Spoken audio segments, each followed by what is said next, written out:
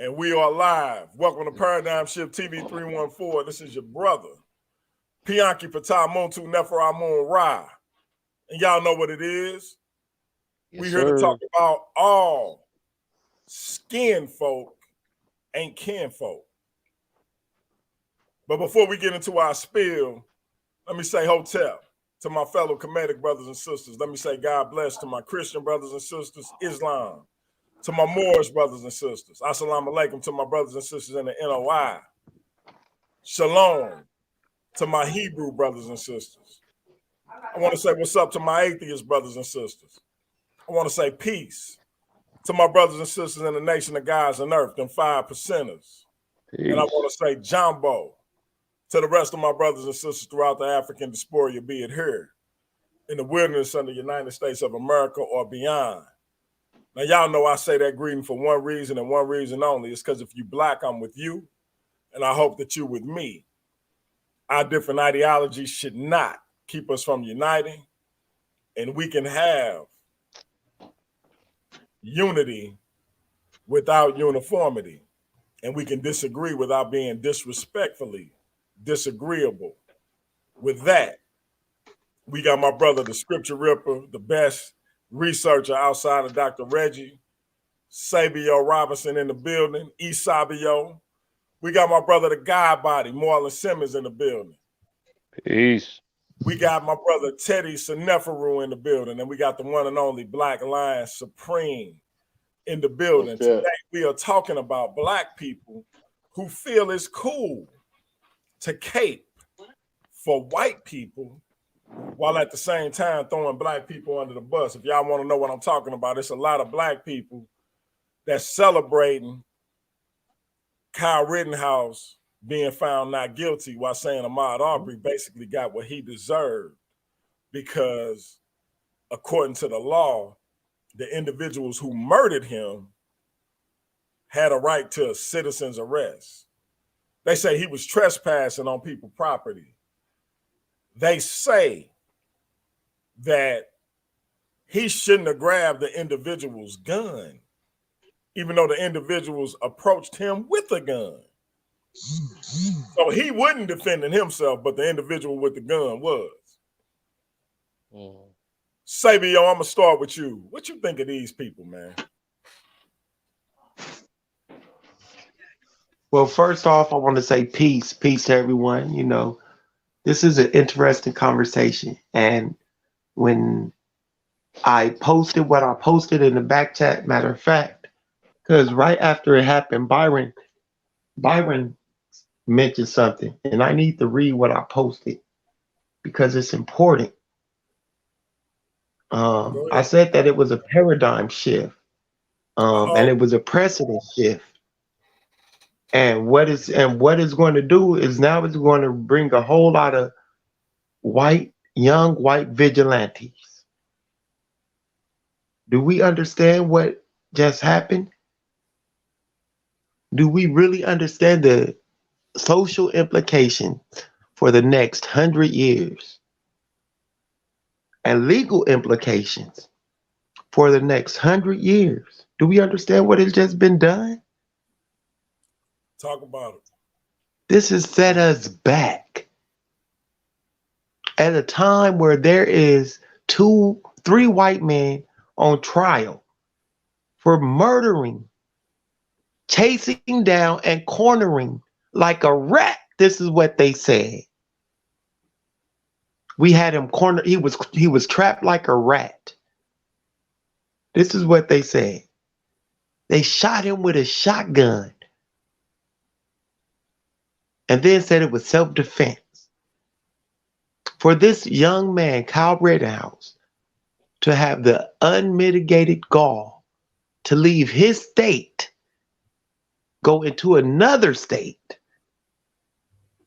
with a banned rifle, semi-automatic rifle, to say he's protecting property in a state that he doesn't live in and property that isn't his, and to get away with shooting 2 people under self-defense.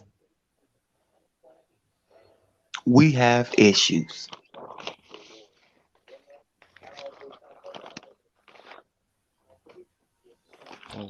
We You're have a right. lot of problems. Facts. Let's go to the God body, Marlon Simmons. What say you? All right, peace, brothers. How y'all doing? I'm gonna say what I Remember, always we say, man. remember we got black people literally celebrating that a white man got off, but saying that a black man who got killed got what he had coming. Go ahead. I'm gonna say what I always say. I mean, we can go on debates about this stuff all day and all night, but we all know what the problem is. The problem is black people are scared of white people, bro. It ain't no question. It ain't no think about it. None of that. We'll agree with them because we scared to get chopped. If I don't agree, excuse me, if I don't agree with him, he gonna do something to me. He gonna take my house. He gonna lock me up. He gonna. We agree with it, whatever. We don't. We're scared, bro. We did it. No matter if we didn't do it or not, we did it. We'll take the blame. He's wrong, huh? How can you be wrong when you're sitting here watching the cop put his knee on the back of this black man's neck and kill him? Where was he wrong at? Unless he did something before they showed the tape.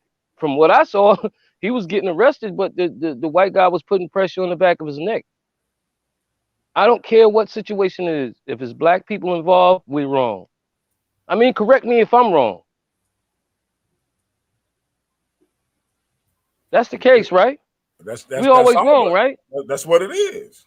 Okay, then. So what's the question? I mean, really and truly, it's so bad, bruh.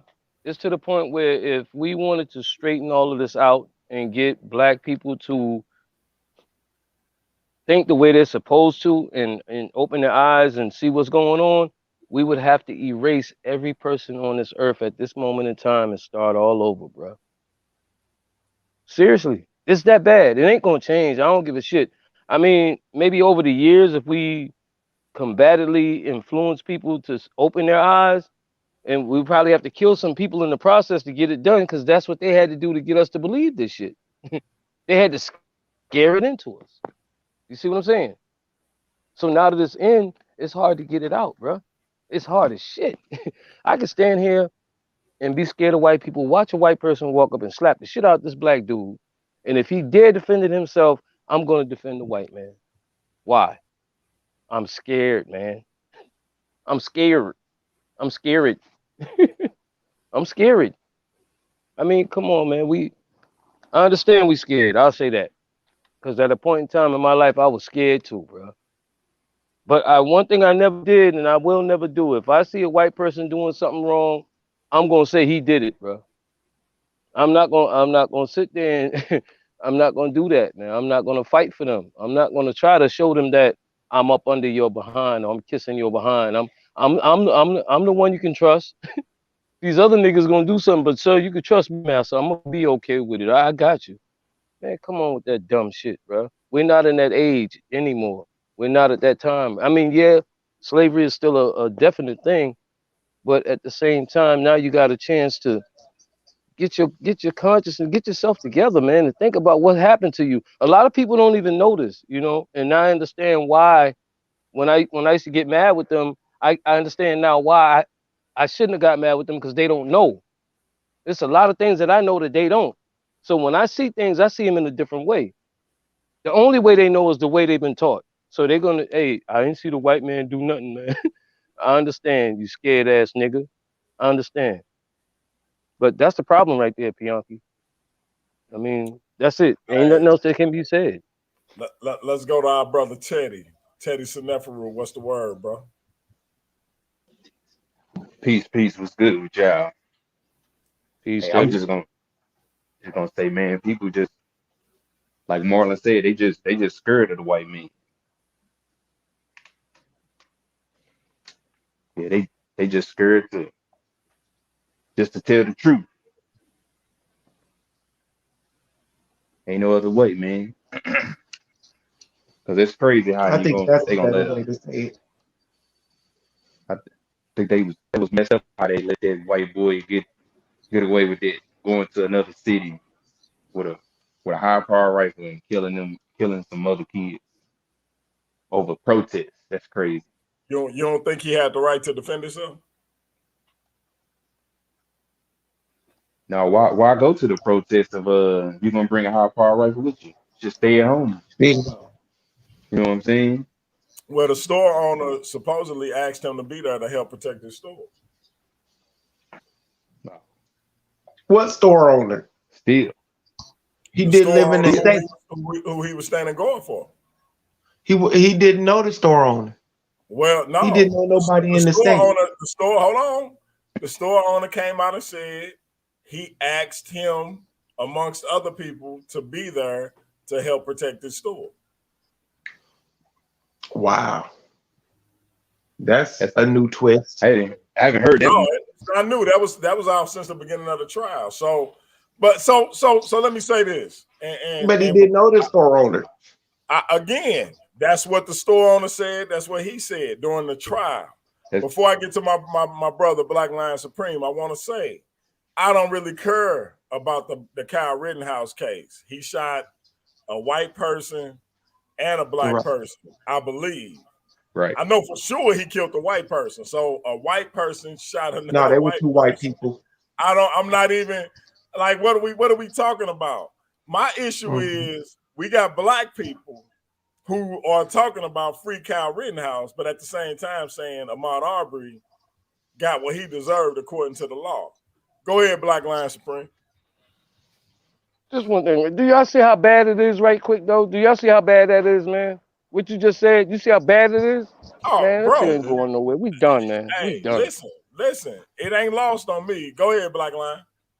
Yeah, it's bad because we could never pull that and get away with it.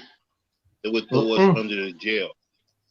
And again, like I was asking my brothers before, what institution do we run that we can lock up someone or tell someone that they're innocent of murder? Since racism, since we can be racist, what power do we wield to be able to say who is guilty and who's not that guilty? shit. Who's not? Hey, but see, you understand. You No, describing don't exactly interrupt. what I'm Don't interrupt, saying. Marlon. Don't interrupt. Let Black Lion go in. I'm gonna get back to you. The problem is, my family here says that they are afraid of white people. In a sense, that's true. They're so afraid of white people. They rather not try to beat them. They rather try to join them instead. They have a defeatist attitude. This is the problem, and this is what happens when you don't know who you are and where you come from. You think everything else with your true identity is. And right now, we are lions who they have trained to be mice. We think we're mice and we're lions. And until we come out of that mindset, we're always going to be afraid. We're always going to try to do what no one else in this country do, make this place into a glorious melting pot where everybody is holding hands and singing Kumbaya. The only people waiting to do that is us. The Asians, they're not waiting to do that. They have Chinatown. The Italians, they're not waiting to do that. They have their own town in Little Italy. Here in America, they have Little Italy. The Jews, they have their own police force, their own banks. They loan their own people money. They do for self. We the only ones trying to be a melting pot. And that's why our resources are spread all around, except within our own people. It's time for us to wake up and be independent and learn who we are, where we come from, so we can get a sense of pride, self-pride. Right now, we're the little boy that's getting kicked around by bullies, and we refuse to fight back. All we want is equality. We want to be treated the same as everyone else. If someone kills two men who from another state, he should be incarcerated the same way you would do it if it was us doing it. If a man is jogging down the damn street, minding his own damn business, if he's looking at some property, we want to be able to do that without having somebody come and surround us, shoot us dead, kill us, and then tell us it's justified. and you sellouts, because that's what you are. I'm not gonna beat around the bush with you. You're a bunch of sellouts who will sit up here and join the European over your own people at the cost of their life. Do you understand what you're doing? Do you see what message you're sending to our kids? Taking that position? The European won't even take that position when he's dead wrong. Trump did all kind of crazy things. Trump did all kind of scandalous things, and you didn't hear not one European denouncing that shit that rolled with him. They propped him up. They made every excuse. They stormed the Capitol and justified it. And here you are sticking up for a European and then killed 2 people. Sticking up for a European that killed your own brother. I yield my time. I yield, bro. I understand, but you know what? Let me say this. Y'all got the latitude to go in however y'all need to go in to make y'all point, because we really just freestyling and saying what our opinions is. I see my man Cube in there talking about, can we get the logic and leave the emotion behind? If you don't want to be here, you can get out the chat. Like straight like that. That's what it is. Like I ain't fucking around tonight. So if you don't want to be here, if you got a problem with what we talking about, you can see your ass out. Anybody. Hold up. This guy talking about that's what it is. Hold on, Marlon. Let me be clear. Let me be clear on what this is tonight, because I'm not playing with nobody. If you got an issue with what we talking about and how we talking our shit, you can get the fuck out. It ain't number 5 of y'all. So I'm not fucked up about who listening. So here's my thing. So we got a brother who we all know, we didn't all engage with. I ain't gonna say his name, but if you look on my Facebook page, you know exactly who I'm talking about. He says that our brother Ahmaud Arbery what happened to him was justified because these individuals were by law able to make an actual citizen's arrest, and that Ahmaud Arbery shouldn't have grabbed the man's gun, even though the man approached him with a gun. So like, I'm supposed to just let you walk up on me with a gun? Like, what the fuck are we talking about? You're not a cop. But this individual says that Ahmaud Arbery shouldn't have been at the property that he was at, even though we got video camera footage that there were couples and other single people who went up and looked at that property just like he did. But the only one that people seem to be tripping off of was this young black male. And so the thing is, all I'm saying is, why didn't the black couple or the white couple or the single white person or the other single white person get accused of anything? It was just this young black male. And why didn't none of them get rolled down on except for this young black male? But because you can make a citizen's arrest, he should have just sat there and let motherfuckers run up on him with a gun. Go ahead, Sabio. What's your comment? Jerome answered this nicely for us. All the way back in that day when Jerome was talking about Christianity in the Bible and sin. And he was saying, we are not black because of the sun. We are black because of sin. So the reason he was judged and looked at was because of the ideology that has been permeating in the South since the South was established. You see, the things that I posted in the back chat, the things that the apologists back there don't want to deal with, is exactly what led to his death. Exactly. They looked at him as a sinful being that was out of his element, doing something illegal, and because they were white, and one of them was an ex-cop, and the other one was a ex-military, they had the authority to perform a citizen's arrest on this black trespasser. who they chased and cornered like a rat. They chased the man until he was basically out of breath. This is 2 trucks. One man got a shotgun. His father has a pistol. They boxed him in and cornered him like a rat. Now, this is the logic. This is the facts of the situation. This ain't no emotion. This is just the truth. So, if we're not going to put the whole picture in front of us, and drink this, you know how they say when you eat a steak meal, you got to eat it one bite at a time. Well, we got to eat this meal one bite at a time.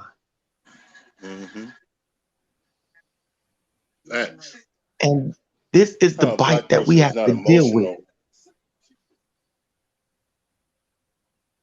This is the bite that we have to deal with right now. We have to look at the racial dynamic that has been permeating in this country since the establishment of it.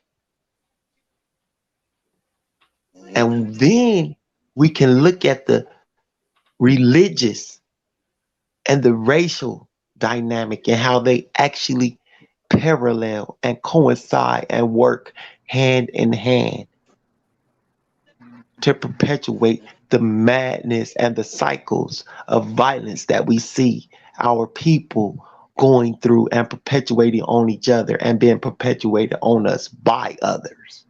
So no, it ain't that we're afraid, because we have the people who are, if we're willing to shoot at each other, we're willing to shoot at anybody. We haven't really found the real reasons why. We know why, but what is we going to get out of it? We already know you're going to die. You're going to go to jail. We already know the outcome.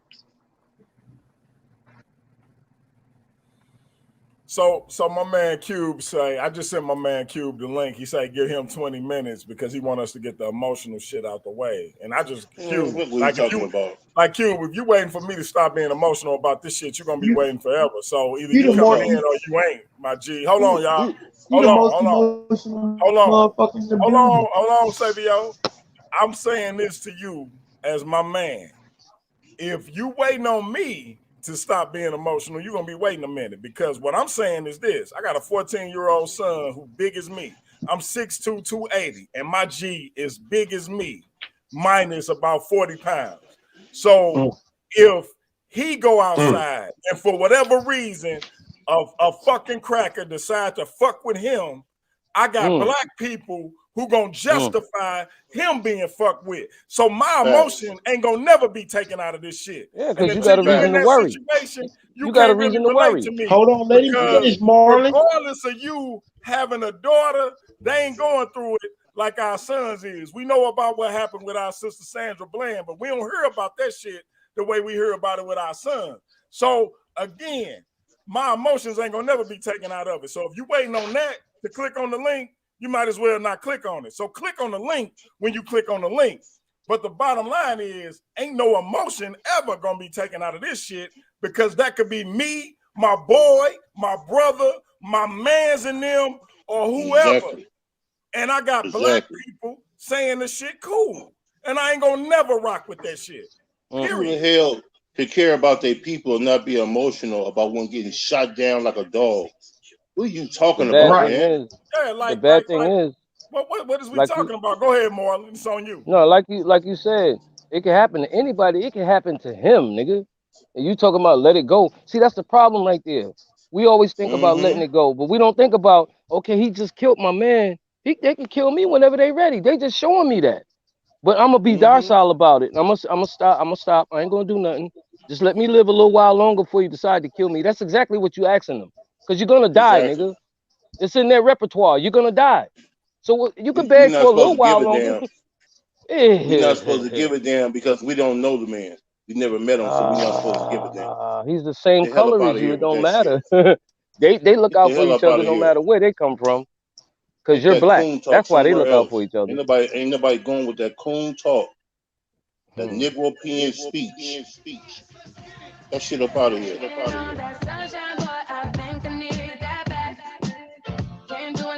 Who the hell got Somebody, music going? right? What the fuck? This nigga coming beat. Right, somebody jamming. No, that was my phone ringing. My fault. Yeah. Man, that's funny how we got people still in 2021 capping for the white man. That's crazy. Say that shit. Crazy as hell. That's so damn crazy. It don't matter. It don't matter if it was somebody we don't know or whatever. We still shouldn't be capping for the white man, especially in situations with like the Ahmaud Arbery case. Uh-uh. Yep. It's been like That's that from the crazy. beginning. But see, it goes back to it goes back to us being the people that always having to turn the other cheek. We are always turning our other cheek. Our cheeks Mm-hmm. we have always been the ones to do what? Embrace the turning of the cheek shit wholeheartedly. Mm-hmm. Because we have embraced the principles They've of been the Bible slapping more us than on any our other cheek. people. Hmm. We That's what embrace it the is. Yes, principles. we have Period. We embraced the embrace. Go, principles Mm-hmm. of this go, religion. go ahead, We Black embrace. Line. We It's on Black embrace Line, it. y'all. Go in, Black Line. Yeah, we have embraced these principles of this Bible better and more powerful than any other people on the face of this planet. We try to Hmm. live up to this Bible like no one else. Hmm. The problem Fucking. is no one else is doing that. Everybody else is cutthroat. Everybody else is kill or be killed. Hmm. Is do for self or die. Period. While we trying to kumbaya and do right by everybody else. That's why we don't invest in lobbying companies. That's why The we don't reason. get together and have think tanks, real true think tanks all around this Hmm. country trying to figure out Hmm. things for our people. We'd rather Hmm. We've be been. in a church looking for Mr. Sky Daddy to come down and save us. Yeah. That's a problem. And I don't understand how in the world we don't see it as a problem. We Because of the can't way be we've been doing. unified. We can't be unified, and I'm almost done. We Mm. cannot be unified praying to the same damn God as the ones who enslaved our ancestors. Mm-mm. We're going to be just as divided as they are. They had a whole great schism about what was right and what was wrong with their religion. And they fought all the way up to the 15th to 16th century about it. And we Hmm. think we're going to come in and change their minds? Mm-hmm. You're insane. It's We working have to for do them. for You're not gonna change ourselves. it. And exactly, we have to do for ourselves and concentrate on ourselves and come up with our own concepts. That's the only way, the same way everybody else does. Go ahead, fam. Pretty much. Go Pretty ahead, much. Sabio. But is we don't want to number one, we don't want to let go of this Mm. because there's so much there's so much people have started gaining from it. And it's messed up to say it, but it has to be said. When you join these cults, there's certain membership privileges that comes with them as you start moving up the rankings. Yep. And when you're at a level to where you look at yourself as a teacher or somebody significant in this cult, you don't want to lose that status. So you would do whatever you have to do to appease your mind and minimize the actual effect of this. Even if they are racist and they're racist, you would do your best to minimize it and to act like it's okay. So the Ahmaud Arbery situation and the statement that was made by the brother, the Kyle Rittenhouse situation, you can look at that and you can basically say this goes back to his conditioning and him wanting to be what? More accepted as an American than a black person. I don't want to be African. I don't want to be black because of what? It's a sin. I'm a sinner if I'm black. I'm not human. Elaborate, Sabio. I'm no longer human if I'm black. I'm beneath humanity. I'm outside of the realm of humanity. I'm not part of the family tree from Adam and Eve if I'm black. I'm not even one of Ham's descendants. Hold up. I'm some other shit. Hold up. I'm not even Cain. I'm some breed, some mixed breed with some. Nah, man. Nah, this ain't me. No. So it's this scientific racism that has been taught through the Bible subliminally. And that's the key. The scientific racism in the Bible is hidden. The racism in the Bible is hidden in verses like, I am black like the tents of Kedar. You know, the Song of Solomon, when the Shulamite woman is telling the other people not to judge her because of her beauty. She and in the original it says, I am black but beautiful, not black but comely. And uncomely can be misconstrued as ugly. And that's how it was supposed to be used. Unattractive. Comely was supposed to be unattractive at that time. So you can start piecing together how these Europeans, when they were coming out of their so-called expulsion from Spain in 1492, during what the schism that Black Lion was just talking about, you know, because this was part of the schism, their expulsion from Spain, the Jews, the Moors, and the Christians. The Jews, Moors, and the Christians. And when they were also going into the Ottoman Empire, you know, the other thing that I'm gonna touch on, and then I'm gonna close, is they had to find a way to basically put any people that they came into contact with on a level that was not human. So that's why the papal bulls were drawn up the way they were drawn up and they were given the authority over any people to basically dub them Did our people brother just talk about the anything papal less than bulls? human. For all our Christians, Sabio, did you just mention the papal bulls? Yes, I did. Okay, we gonna go back to that. If not this show, another show. But go ahead. But yeah, see, and the first one was drawn up around 1452. And what's interesting is that 1 year after that first Dum Diverses or Papal Bull was drawn up, Constantinople, the center of Christianity, fell to the Ottomans.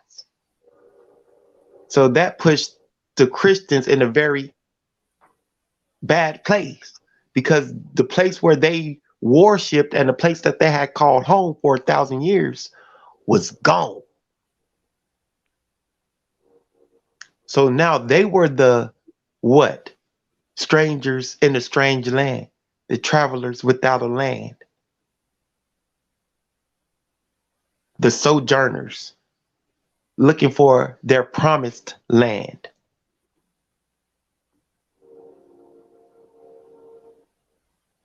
And they found their promised land, America, the Americas.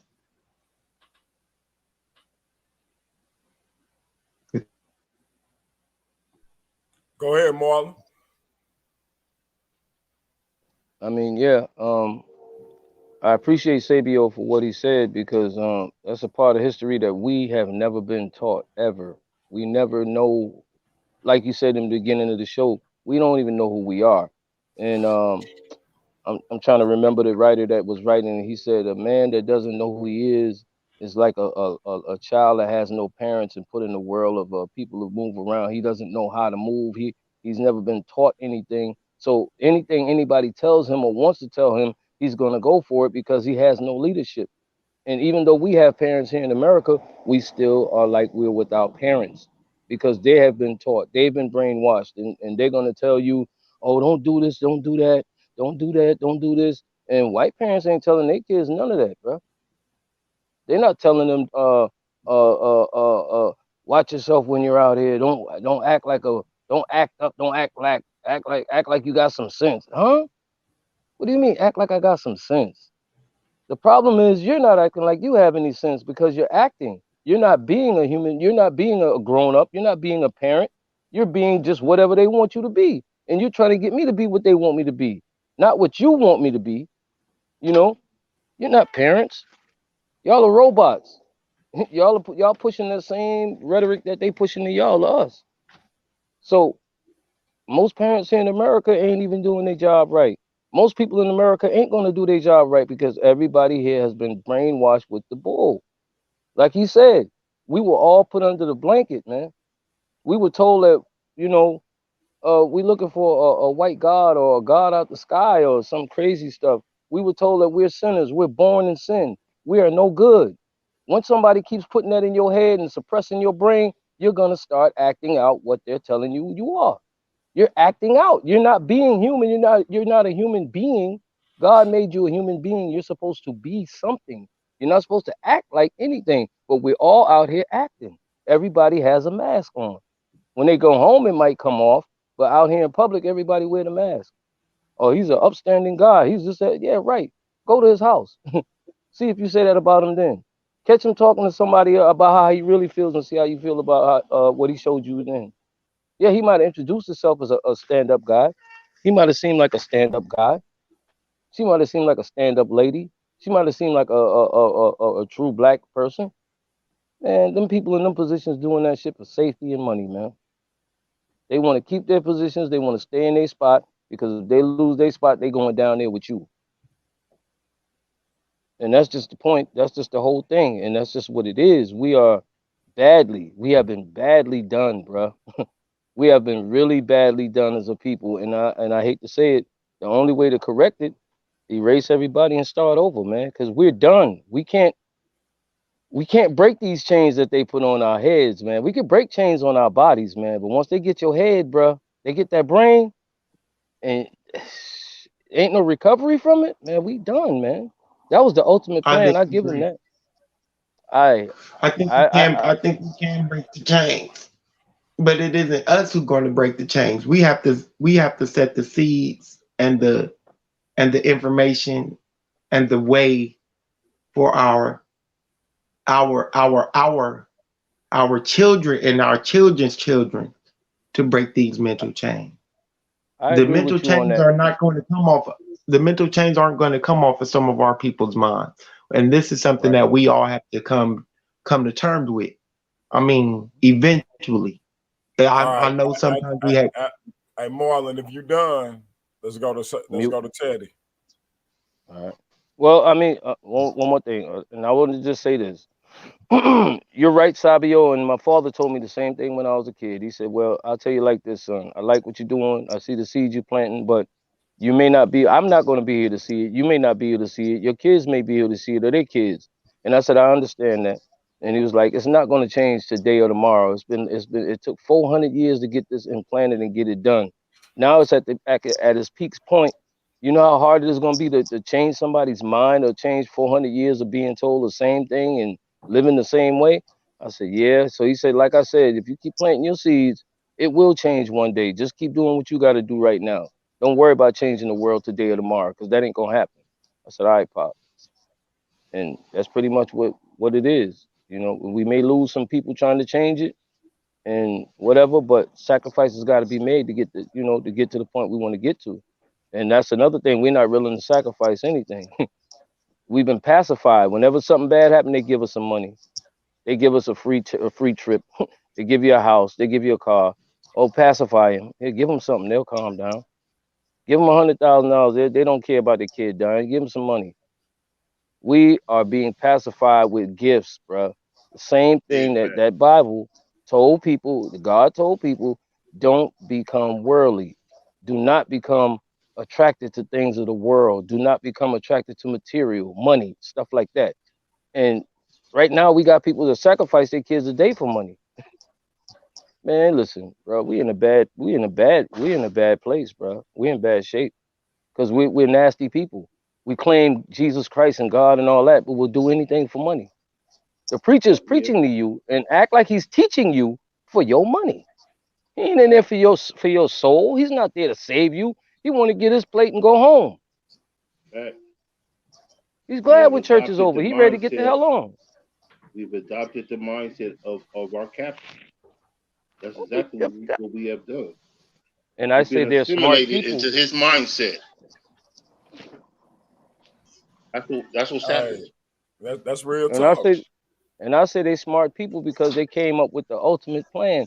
They realize if we go to war with the people, we're gonna lose because they're gonna be money for us.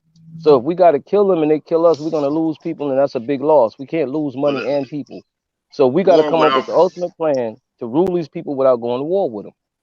War without profit is futile. Exactly. Let's go to Teddy. What you got, Teddy? Go ahead, y'all. I'm out here with trying to walk this dog. Go ahead. Go ahead, Black Lion. Yeah, right. War without profit is futile. People think people want to go to war so they can just slaughter everyone. That's not normally the case. Normally, they want to tax everyone. They want everyone under their authority. That is the strategy of war. There you go. If war without a profit, it's meaningless. It's nothing to that. You'll go bankrupt. This is why when you see the United States wanting to go into Iraq over and using weapons of mass destruction as their shield to do so, you see what their goal was. It wasn't that. They want to control the oil over there. So it's profit. Save their money. So I agree with Sabio to a certain extent, because I remember a time when there wasn't anyone black I knew that was talking against the Bible at all. That was like sacrilege when I was coming up. Me too. Yeah, I'm seeing brothers like Brother Sabio. I'm seeing brothers like Brother Bianchi, Brother Teddy, Brother Martin. Look what's happening right before my eyes. I never thought I would see this day. I never thought I would live to see this day. Facts, brother. So all we can do is keep on doing what we're doing. Keep telling the truth. Keep putting the truth out, and let the actions of that speak for itself. As long as we don't give up on the truth, as long as we care about our people and be emotional about when we hear our people being slaughtered, being misused, we have to care about one another, family. We have to really be a true family. Otherwise, they're going to always pick us individually and do all kind of dirt to us. They don't do this to people from China. They don't do this from people from Saudi Arabia, because they have a country and a political power behind them. And until we get into that position, until we use our political power as a weapon, like everybody else do, we're gonna lose. We give our votes away for nothing. We don't have a tradition. Away for broken promises all over the place. We don't have a traditional way of living. And you know what? Facts. Hey, real quick, y'all. We got Cube in the building. Cube, go ahead and go in. Black Lion, if you was done, if you still going, go ahead. I'm gonna just say this. No, just give me like 2 minutes. Hold on, let Black Lion finish, and then you're gonna go in, Cube. Yeah, I'm just saying peace to y'all. Give me 2 minutes. I'll listen up. Go ahead, Black Lion. Peace. I'll just say this. Unity is the key to our salvation. It doesn't have to be everybody. It could be us right here in this room right now. We can get it started. Until we, the ones that's calling ourselves woke, make a serious move to show our people that this can be done without the input of the Europeans, that we can be independent, it's never going to work, fam. It's got to start somewhere. And if we want it to be right now, we got to make it right now ourselves. Because what Sabio is saying is true. If we don't do that, then it will be the next generation, or maybe, hopefully, or the next or the next. We can start it right now, build right now, and give them the foundation to take it to the next level. Go ahead, fam. All right, Cube, it's on you. Go ahead, bro. Yeah, give me like 1 more minute. I'll be right with y'all, man. My bad. All right, Sabio, go in. Yo, I just wanted to say the thing is, people don't want to really accept some of these truths because they're painful. And especially when it comes to these religions, these three Abrahamic faiths, the three Abrahamic faiths that we have been taught, oppressed, depressed, impressed, and infatuated with, whatever you want to call it, however you want to, those three faiths, Christianity, Judaism, and Islam. We don't want to actually look at them for what they are and how they came to us. We will do our very best to pigeonhole the country of Israel onto the continent of Africa. We will do our best to make the Bible and all of that come out of Africa. We will do our best to put Africans in Antioch worshiping Christianity in whatever century. It don't matter. We will do our best. And that is the killer right there, because we don't want to put those religions where they need to be, back in the hands of the slave master. Like Dr. Ben said, I got the video, I posted it in the back chats. Don't go to Christianity, Judaism, and Islam. It's the vomit. Yep. This is why the Jew own you. Because you got to go to Jerusalem. You got to go to Mecca.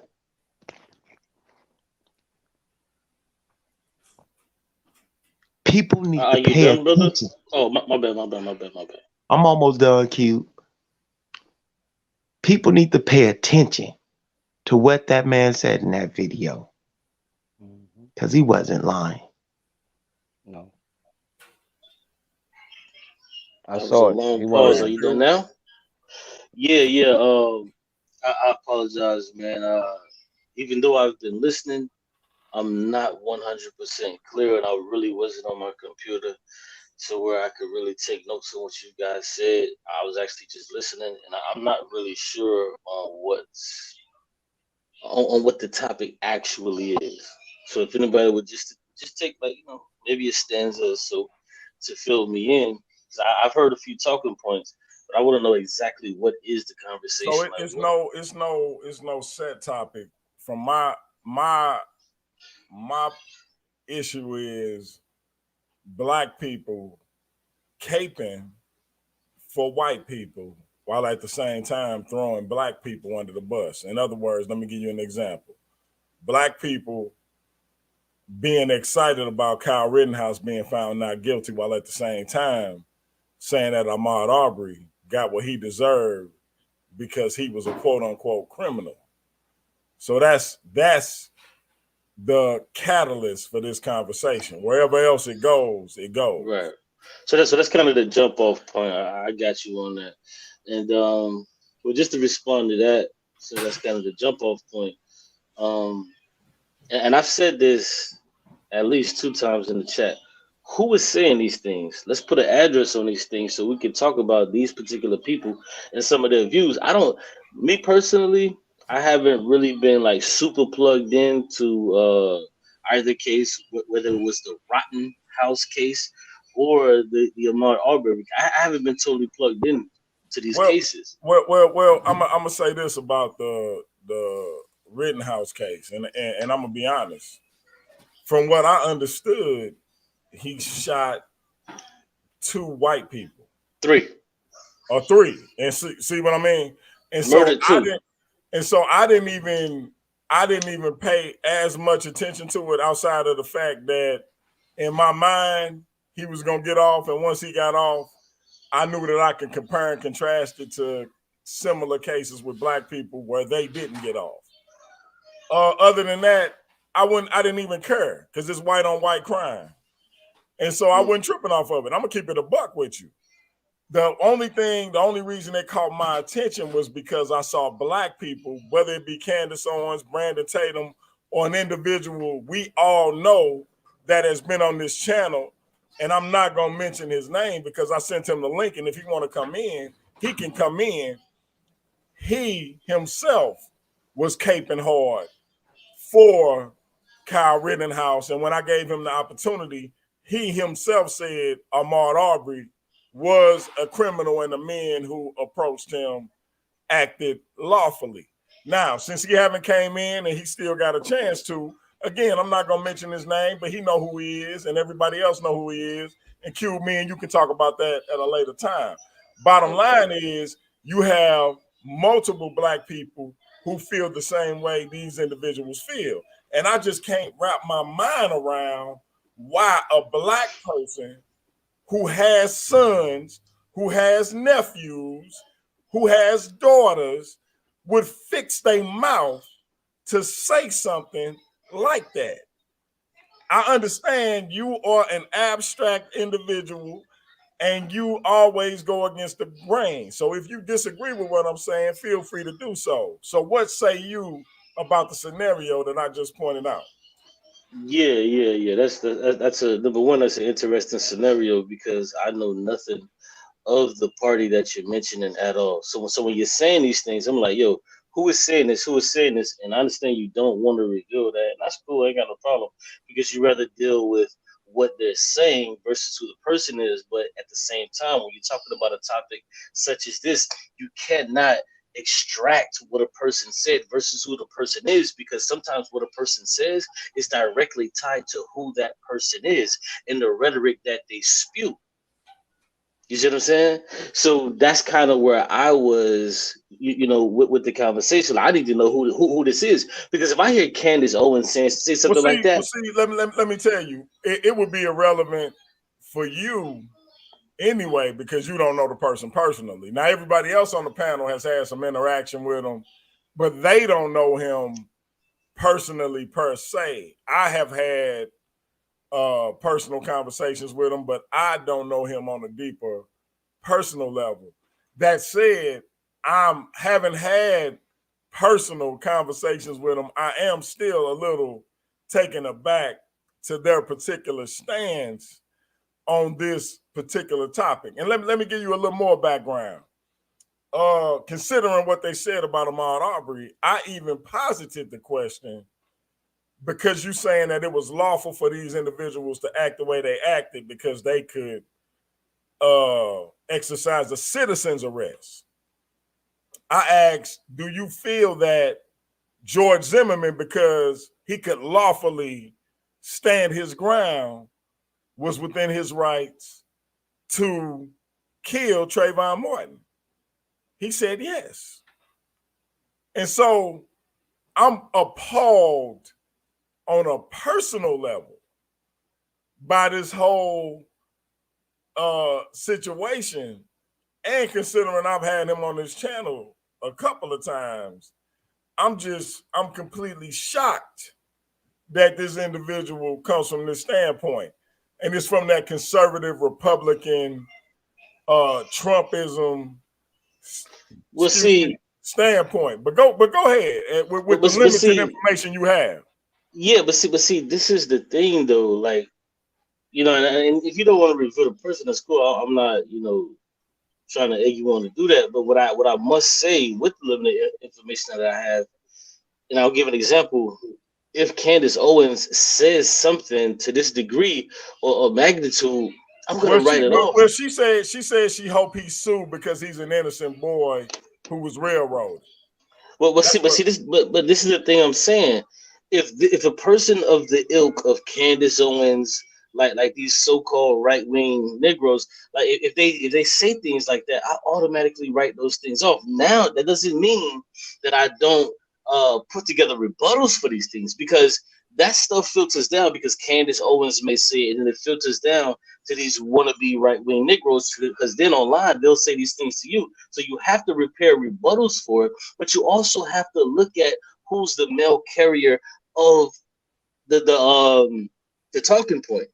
So like you have to understand these things. So if it comes from, excuse me, a source who is A, not reputable at all, B, probably a grifter, C, and probably just not an honest person or honest actor, then you really don't put that, if you really don't put that much thought or energy into it.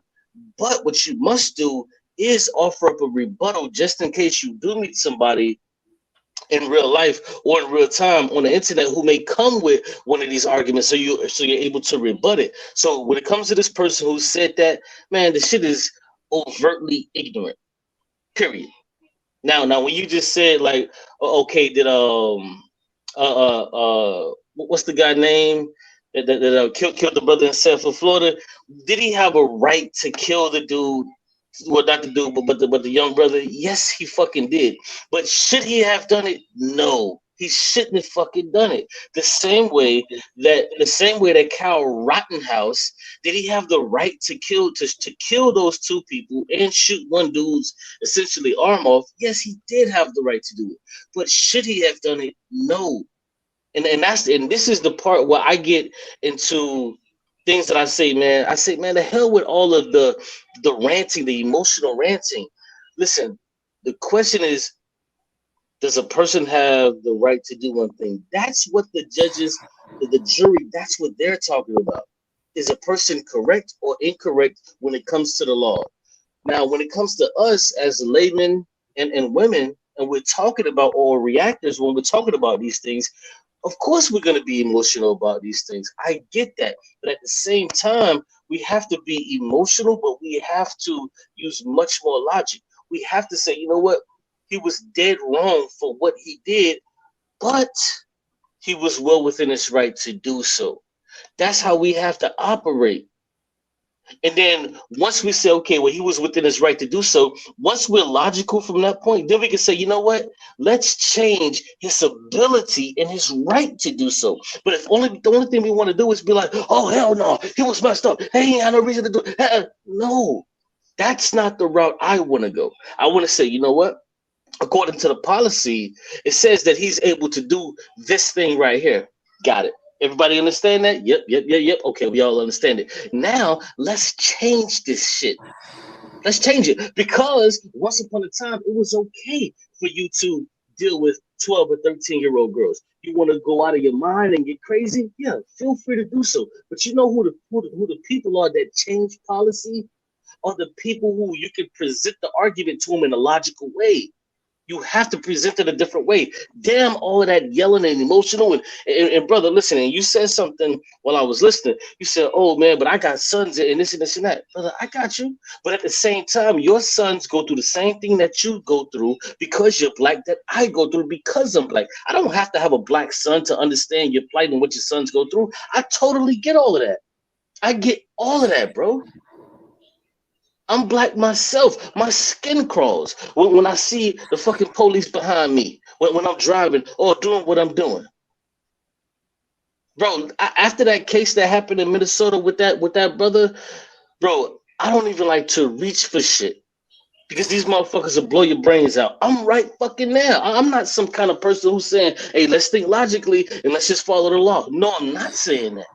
I'm not saying any of these things, bro. So we have to understand who we're talking to. And this is what I was telling Sebio, and I'm not bringing his name up to bash him or anything, but this is what I was saying a few streams ago to this brother. Bro, I'm a fucking atheist. Don't talk to me like I'm a goddamn theist. And in this conversation, talk to me like I'm a black man too. I go through the same fucking shit that all y'all niggas go through. I feel these same fucking ways. Don't try to excommunicate me just because you want to make a point. That shit ain't fair. We all go through this shit, dog. I don't have to have sons. Now, there may be small stipulations to where I may have a daughter and you may not have a daughter. That's a small stipulation. But when it comes to me, you, and everybody on here that I'm in, talk to me like I'm a man because we all fucking go through this shit. I've been treated wrongly by police. I've been locked up a few times in my fucking lifetime. And I have been treated wrong. So like we have to stop You that probably shit too. got locked up because you tried to holler at their sister. Man, listen, man. Go ahead, bro. Go ahead. Nah, but I'm just being honest, man. Like real talk, man. We have to be a bit more logical because you know what's in policy. Because let me say this and I'll pass it. I apologize for being long-winded. It's only because I haven't been on here and You I'm trying good, to bro? catch up. Take your time. The policy is what changes conditions. Policy is what changes conditions. You know, we had redlining. White people didn't wake the fuck up one day and say, you know what, we're gonna stop redlining these Negroes. No, it was policy that did it. And now you have you have certain pockets that were redlined to hell that mainly white people live in now. But why do mainly white people live in these communities now? Because they killed the red line and shit with different policies that said you can't do these things, and they did these things with things. So, like, we have to understand when you're trying to get your point across, you have to deal politically, and policy really solves a lot of these things. People can be racist all they want, people can hate you all they want, but if they want to keep their job, if they want to keep their status, they're gonna go along with status quo. And I'm gonna hold my peace right there. Thank you for allowing me to speak. All right, Sabio, respond to what Cube just said, or just go in.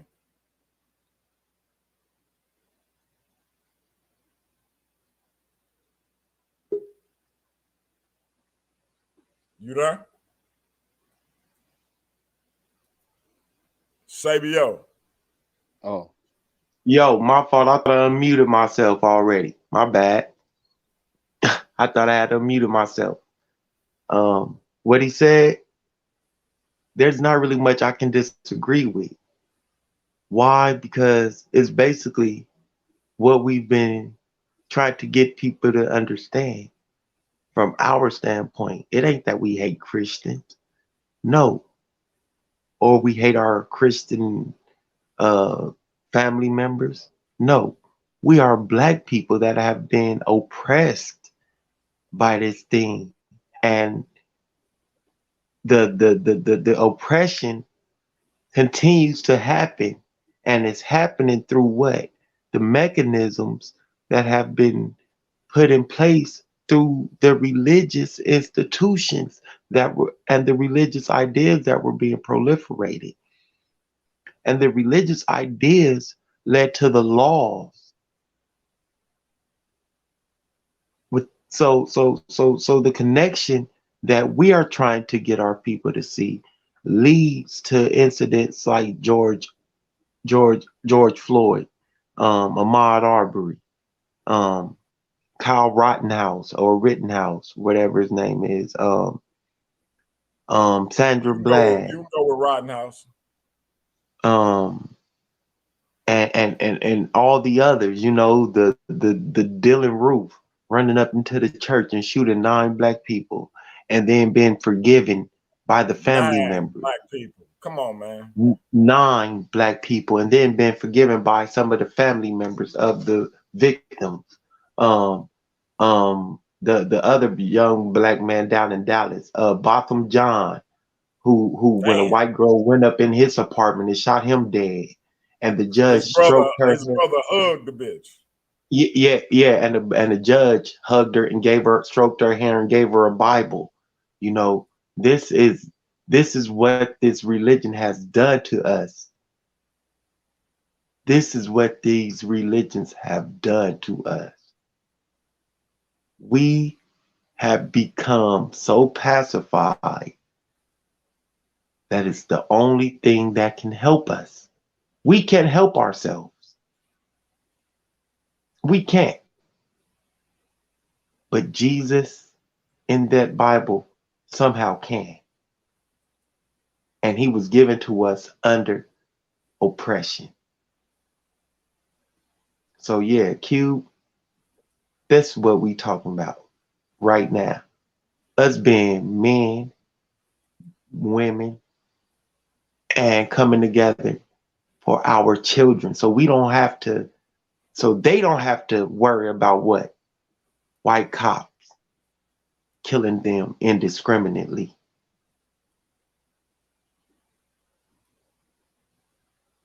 like this is what? The Jim Crow era.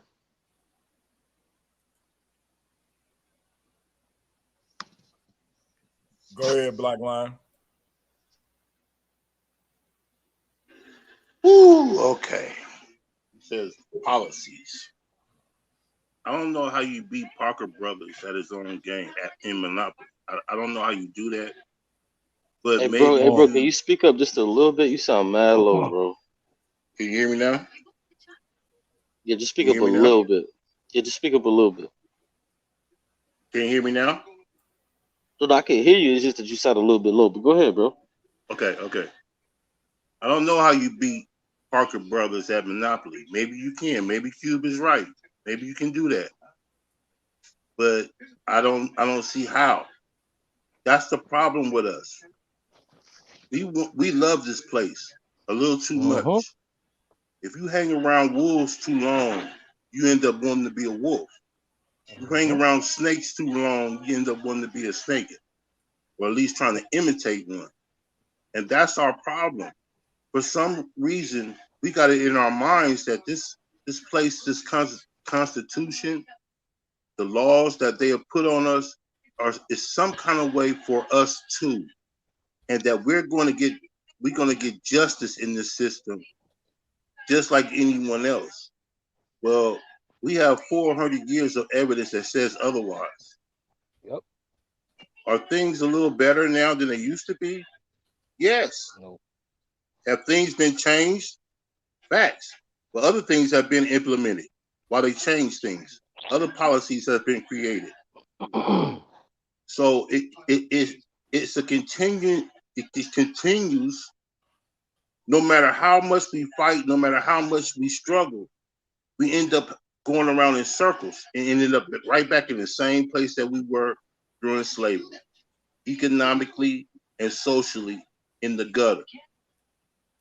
2021 going on 22, and we still are in the gutters socially and economically. Something is not right. Something is not working. We fought against their policies from over the decades, over the span of time. We've been fighting against their policies. What has it really got us? Do you really believe that we should be in this position as a people in 2021? Something's not right. Something's not working. Until we understand that, until we get that in our head, we're gonna keep spinning our wheels. But like I said, What do you say to people like Larry Elder and Candace Owens and Brandon Tatum and I say his name at this point, our brother Leandre, who suggests that racism hasn't held black people back, that white supremacy, that we don't live in a system of white supremacy, that there is no ramifications of slavery that isn't even 200 years old, that we don't suffer from post-traumatic slavery syndrome as our great sister Dr. Joy DeGruy suggests. What do you say to those people who suggest such a thing? I say the same thing Cube said. I don't acknowledge them. I don't I don't take anything they say seriously. I would listen to them like I would listen to Steven from Django. That's the category I put them in. And for the Christian brother who thought he had something on me and that he could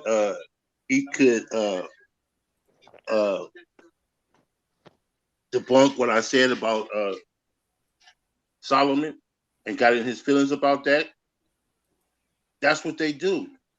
When they can't debunk what you say, when they can't refute you, they slander you. When they can't counter what you say, they make up and come up with some type of reason why they have to argue or just disappear, period, or leave the channel or leave the chat. That's the position they take because they are the ones who's truly in their emotions when it comes to these topics. Me and you, we all go back and forth, and I'm done, and I'm gonna be done. B Cube, everybody, we go back and forth. But look, we still engaging each other. We still here. We're still talking. They can't do that. They are too invested. Their lives are too invested in dogma. It has to be true for them in order for them to feel safe. Go ahead, fam. And that's what it's all about. I just wanted to respond briefly if I could. If Hold somebody on, else wanted to go, you can go. Let Marlon go real quick. Now, I was just gonna say that's what it's all about. Because really and truly, if we don't realize that we have to stand in solidarity, I don't care if it's a bunk ass reason, just to get the point across, well, we can get these people to understand we don't care what you're saying, we don't care what you're doing. We're gonna stand right here until we get what we want, or you just wipe us out. I understand we're not gonna do that. Man, people got kids. I'm not gonna risk my life.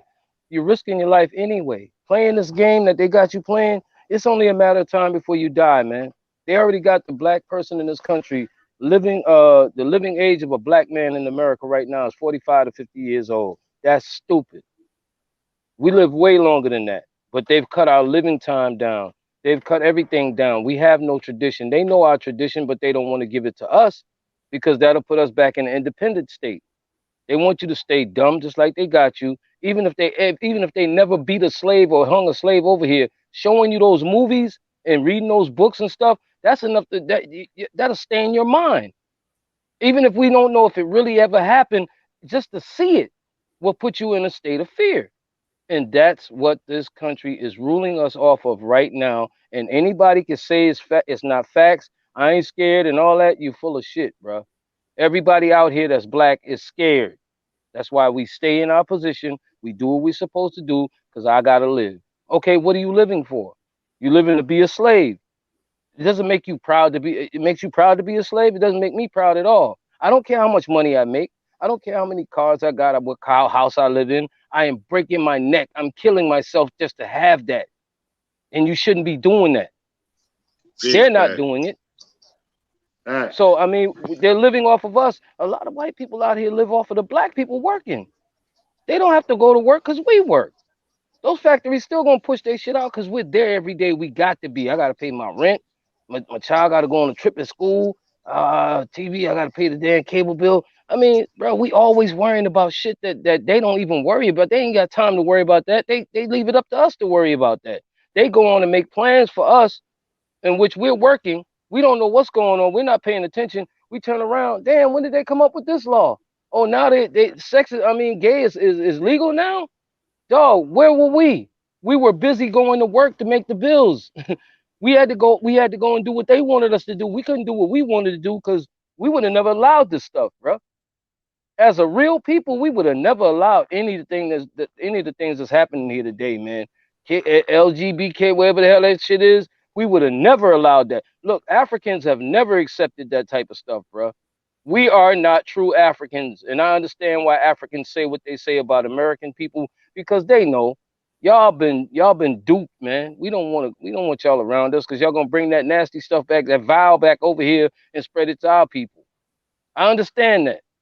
I ain't got no choice but to understand it. You know how many Africans I speak to daily right here in America come from Africa. I'm thinking that they struggling, man. They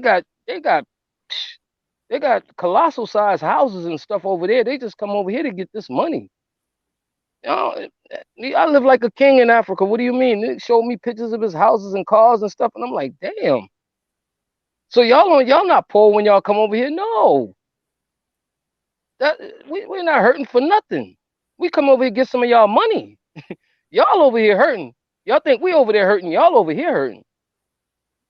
And that's the shit they feed us. African people is poor. Their stomachs are swollen because they're hungry. This, that, and the next. Man, if we ever got a chance to just catch a sight of Africa, that would crush our ass because we thought we was on top. How? But Marlon, if I may, let me say this to you. I would submit this though. It's Africans on the continent that's more colonized than we are over here. Like I understand. It's a brother that work at the gas station around the corner from me. He see this unk on my chain, or he see the Yename on my chain, and he'd be like, "That's pagan," because he is highly Christianized. And I know more about African history than he do, and he's from the continent. Talk I got about something it. to tell you understand what I'm about that. saying? I got something to tell you about that though, Pianki. Go ahead. I'm gonna tell you. So we got this notion that they less colonized than we are, and I would submit that they more colonized than we are. Facts. But go ahead. And let me tell you why. Okay, now you got Africans over there that have the knowledge and know, right? Then you also have new generation Africans, the young kids that are coming up over there, see America as a better place. See, you got the same thing on both sides. You got people over here that think Africa is nothing. You got Africans over there that think America is everything. And when they come over here, they want to change it to the American ways. They want to see what it's like to be an American. Hold on, real quick, Marlon. I'm gonna let you go in, but let me tell you what this brother specifically told me.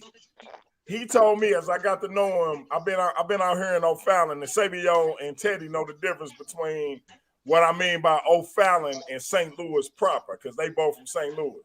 So I've been out here in O'Fallon. Hey, I'm from the Loop too, man. I'm from the Loop too. Right. Well then, Nah, bullshit. I'm bullshit. Go ahead, bro. Okay, well then, I was gonna say, well, Cube, you know about it too. Shut your ass up, Cube, before I kick you out. But look, so they know what it is, and so my point being, this man told me when he got here, they told him to move. The reason he moved to O'Fallon is because it's mostly European or white people. And they told him that we, as in diaspora, U.S.-born Africans, are dangerous. We thieves, we criminals, etc. They basically spooked him and his family into moving out here by more white folks. So you got continental Africans moving into the United States as immigrants who are being told a particular thing about us. And you know the rhetoric we told about them. It's a divide and conquer agenda. Because that's exactly what I'm saying. Okay. If you get this strategy where we don't want to fuck with continental Africans and continental Africans don't want to fuck with us, you ain't got to worry about us uniting. There you because go. We know for a fact that Africa is the only continent on this planet that can close its doors in perpetuity and never have to trade with another motherfucker and will be fine. So if you can get us to not fuck with them and them not to fuck with us, you ain't got to worry about shit. But if you can get us, meaning us here in America, in Canada, in Brazil, South America, Central America, those black people to unite with those black people, you fucked. But you got this divide and conquer scheme because you already telling them as soon as they come over here, don't fuck with them niggas. And so the bad thing about it, we fall for it. I'm sorry to cut you, but the bad thing about it is we fall for this shit, bro. And we see it's destroying us. So let me say something because I got a little bit of a pullback. I wanted to go next. I really wanted to go next because I wrote down. I'm gonna be brief. I'm gonna be real brief. Who rambling, Sabio? Marlon was rambling for a minute. And what I want to say, I'm gonna be real brief. I'm gonna be real brief. So let me get it out. We're gonna go to Cube. Go ahead, Sabio. So the one thing, there was a couple things, but there's one main thing that I think we're overlooking, and it was the how people don't realize how colonized Africans were. See, we have to realize that before our ancestors got Christianity through slavery, they were already being hit with these Abrahamic faiths through what? The Arab invasions, through the Christian invasions on the continent. So Africa been had these ideas, these religions way before American Africans, way before. So they were being seasoned and Christianized in the slave castles. They were being taught Jesus on the slave ships. They was being taught Jesus on one of the slave ships was named Jesus. Yep. Good That's shit, all G. tactical movement, man. It's all tactical. Cause see, they thought of it. They thought they planned out for years. See, this is what I'm trying to get y'all to understand. This right here. These people were ingenious in the way that they did what they did because they planned it out hundreds to thousands of years, and they wrote that plan down and they passed it down through generations to where we are right now, and it's going to keep being passed down because it's working. Okay, and we keep falling for the bullshit. That, And I understand let because like Q they respond. throw you a He want to pacifier when you get respond. upset about something. They throw you the Yeah, He yeah, wants to it's pacifier. You cool. be respond all to what right. I said. Let him Go go. ahead. Go Yeah, Go ahead. yeah, ahead, yeah. Q. Because Black Lion, I wanted to respond to you too, but since this brother said something first, I'm gonna Yeah, that's respond to what him I'm saying. first. Yeah, Yeah, definitely. that's what I I said. wrote Go that. ahead Real and quick. respond. Hey, Judah Nash, you want the link or what? Y'all go ahead. Yeah.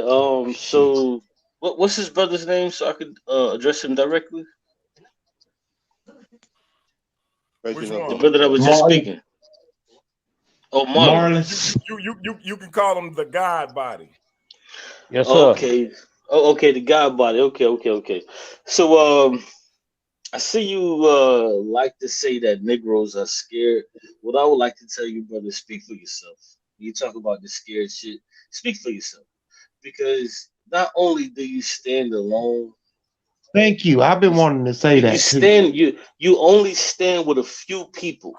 When you Holy shit! Hold on, real Hmm. quick. I don't mean to cut your wisdom, This is Q. interesting. Marlon, you Mm-hmm. may be the only cat alive that made Cube and Sabio agree on something. But go ahead, Q. Oh shit. The Yeah, yeah.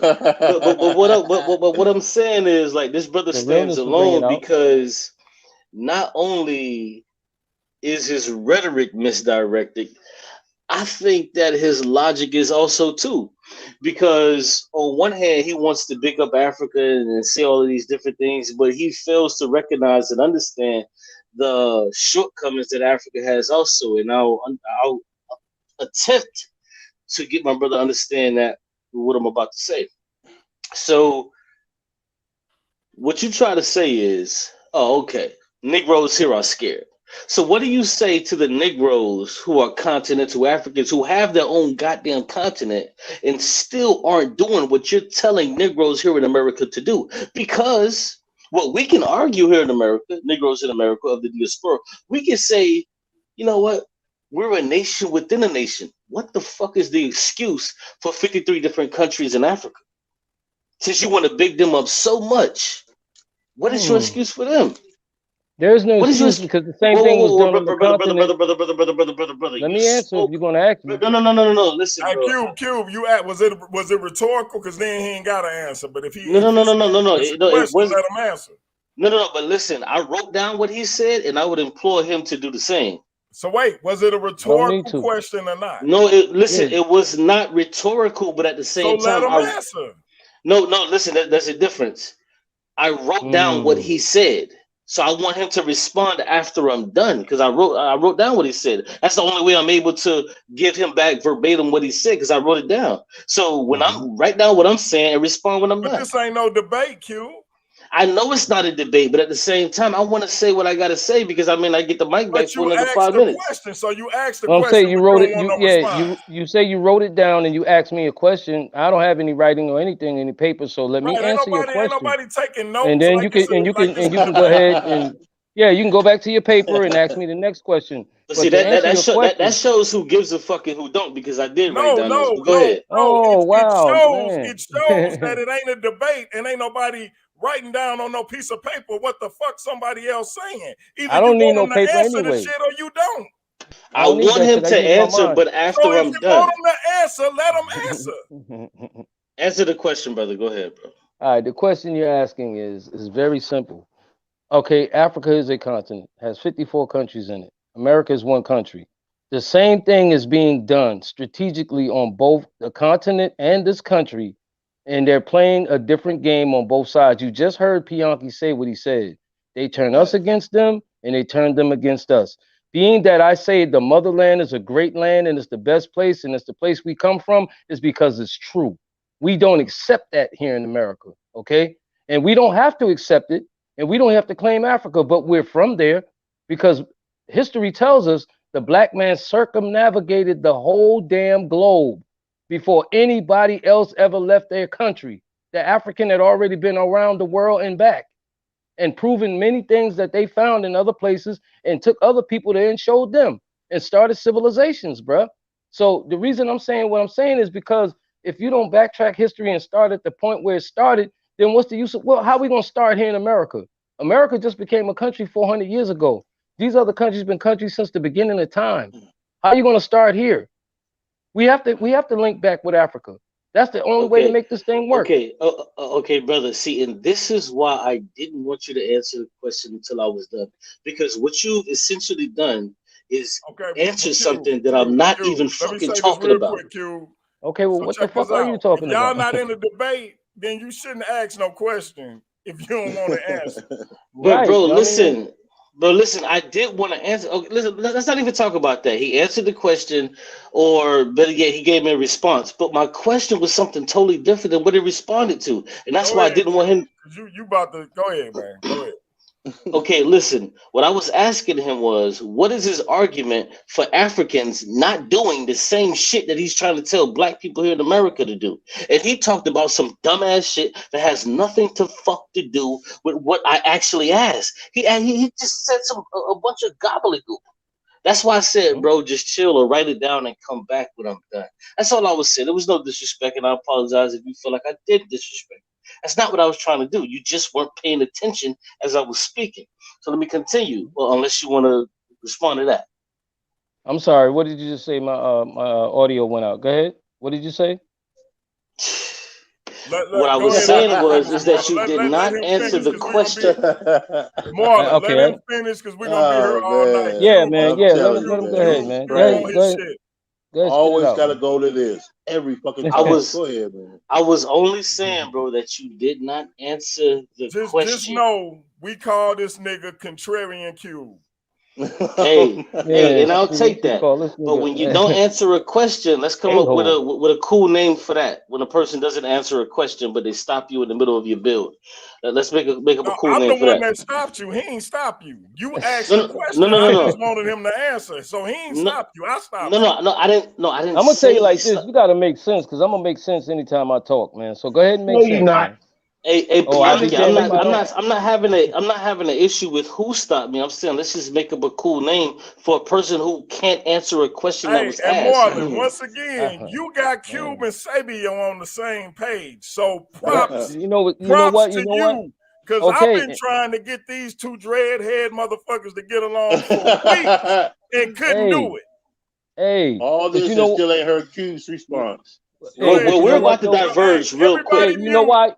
Everybody mute and let Contrarian Cube continue. Please, neither one of them can answer a common sense question or deal with common sense. That's why. Mute your mic, Marlon. Mute your mic, bro. Yeah, thanks for the brother for interrupting me and not allowing me to finish because he didn't answer the question. But I want to move on to Black Lion now. Hold on. I had just another snippet left for that brother, and I'll just say this. African women, because this brother is attempting for some reason to tout African women and African culture and all of this other garbage. African women are wearing fucking blonde wigs and weaving their goddamn hair. So, brother, please stop the African shit. All African women doing that shit? Oh, hold on. Did I say African? Man, when will you understand what I just said? I told you. I told you they're doing the same thing. Hold on, Bianchi. Hold on, man. What is going on here? Mute your mic. What is going on here? Keep your mic muted. I'm asking Cube a question. All African women doing that? Did I say all or did I say African women? Said African women. So did I say all though? But did I say?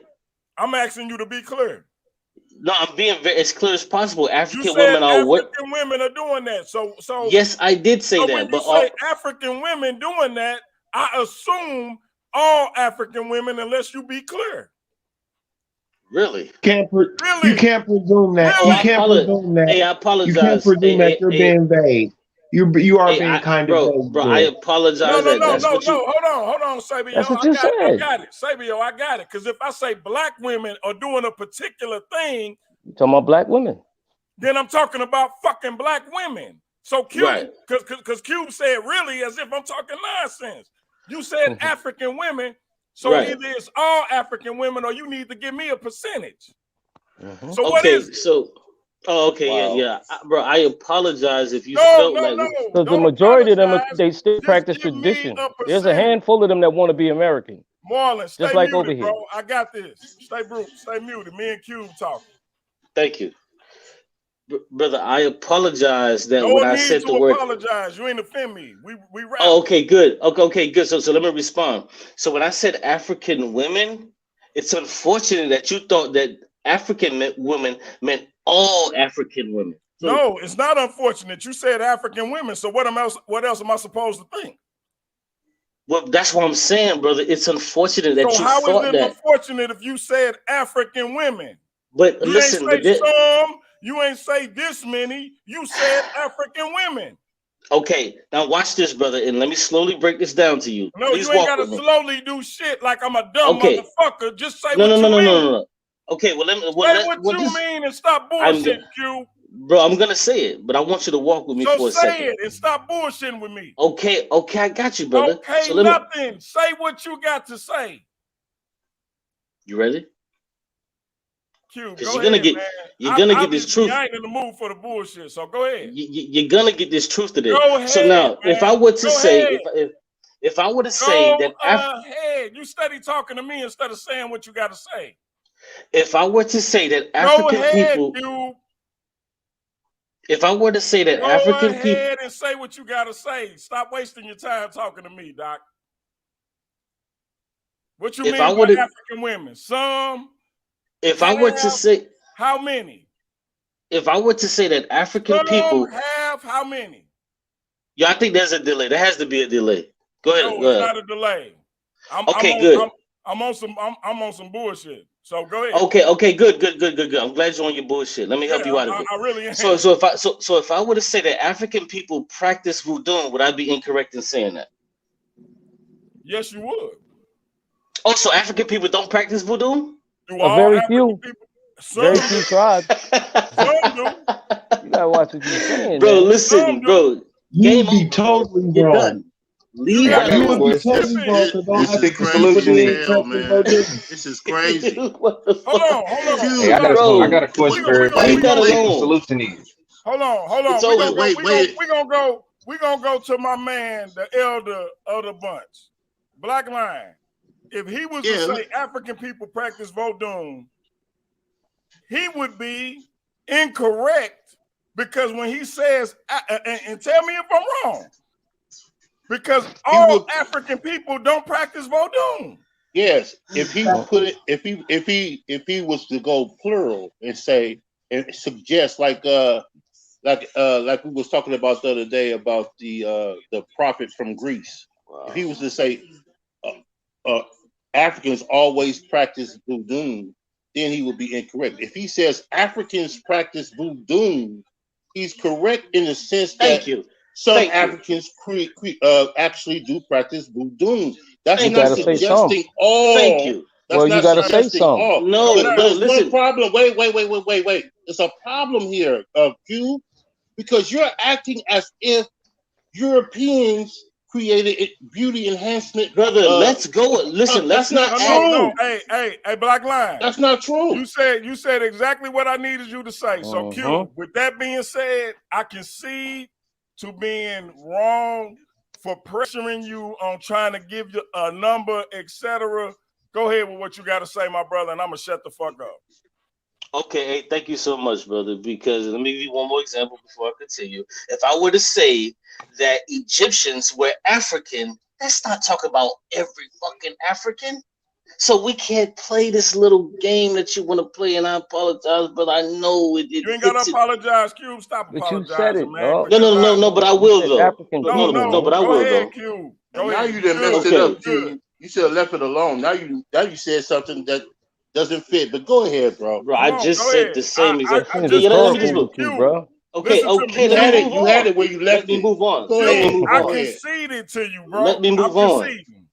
Yeah, let me move on. Thank you, brother. Thank you, man. I appreciate that. That's man shit. Let me move on. So now, Black Lion. So, Black Lion, in his brief soliloquy, he didn't say this verbatim, but he was essentially saying that coons are too invested. Me personally, I would say that these coons have divested. They've taken their cards, they've folded them, they've realized to themselves that they can't win on this side. So they've switched sides. And I get that. And that's a sickness, bro. And you can't be mad at that. That's why I was vying and trying to ask who the f are these people that are saying these things, so we can delve into who these people are, and then we can look at their past rhetoric, so we can say, yay or nay, should we even react to these things? Let me go a little bit further. The brother also said when he was responding to me, he was saying, "Are things a little better?" Yes. He said, "Are things a little bit better?" Yes. But then I would have to ask him, why are things a little bit better? Well, I could tell you why, brother. It's because there are black people who gave up their life for things to be better. There are people who worked their goddamn life out for things to be better. And I say that to say this because the brother says, but it's a circle. And we're ending up in the same place, brother. You are totally incorrect when you say it's a circle and we're in the same goddamn place. We are not in the same place in 2021 that we were in 1921. That is terrible to even say that on the airways to where a young person can hear that bullshit, bro. And I'm not being disrespectful, but I'm saying that is some horrible misinformation shit to even say out of your mouth because a Who child said can hear that? this shit.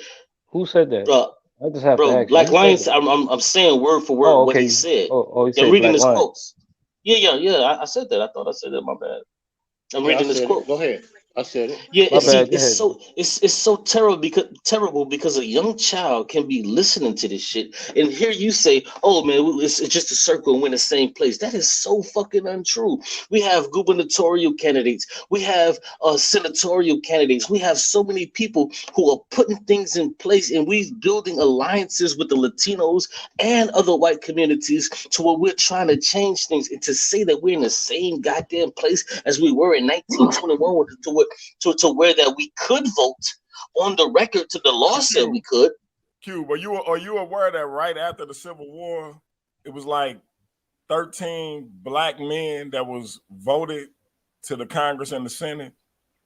and even up into and a little bit beyond 1921, we had our own communities where economically we were in charge of literally everything, whether it was banking, real estate, schools, etc.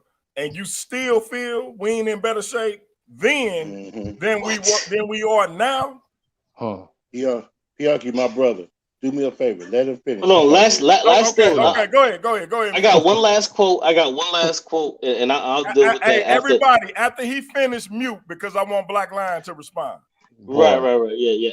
Because Black Lion wanted this response, and I was trying to like inch my way to it. But I'll debunk that what Bianca said later. But the brother asked, finally he said, "What has it really gotten us?" Because initially what he claimed is that we're just going in a circle, brother. What it has gotten us, it's gotten us better education. It's gotten us better jobs. It's gotten us better living situations. And the greatest thing that no money can purchase, it's put us in better conditions to have ability to improve ourselves through policy. Because we have to understand, bro, is that the people who change things are the people who are in positions of power. So you have to understand that. But I'll go ahead and mute and listen in, and I'll write everything down and come back. Okay. You done? Okay. I hope so. First of all, let me say this to you, Q. I admire your courage, bro. Whoa. You will challenge anybody on anything that you feel that is incorrect, and that you feel that you know the truth about. So I admire that about you. The problem is with you, bro, you don't know enough history to understand what you're talking about. Hey, bro, hold on. You just cut out for like 5 seconds and nobody heard you, but nobody said that. Can y'all hear me? I heard him. Yeah, I think everybody heard me. Okay, I heard go him ahead. I'm loud and It sorry. clear. doesn't really matter. I heard you, BLS. Go in, bro. Okay, it really doesn't matter if you heard me or not. That I can repeat it if you need me to. But Yeah, what I'm trying to please, tell bro, you, because I want to write it down. Please do. you have to learn a little bit more about history before you make remarks like you just made. Because the truth of the matter is, in this country, we started off as slaves. We represented 1% of the wealth of this country.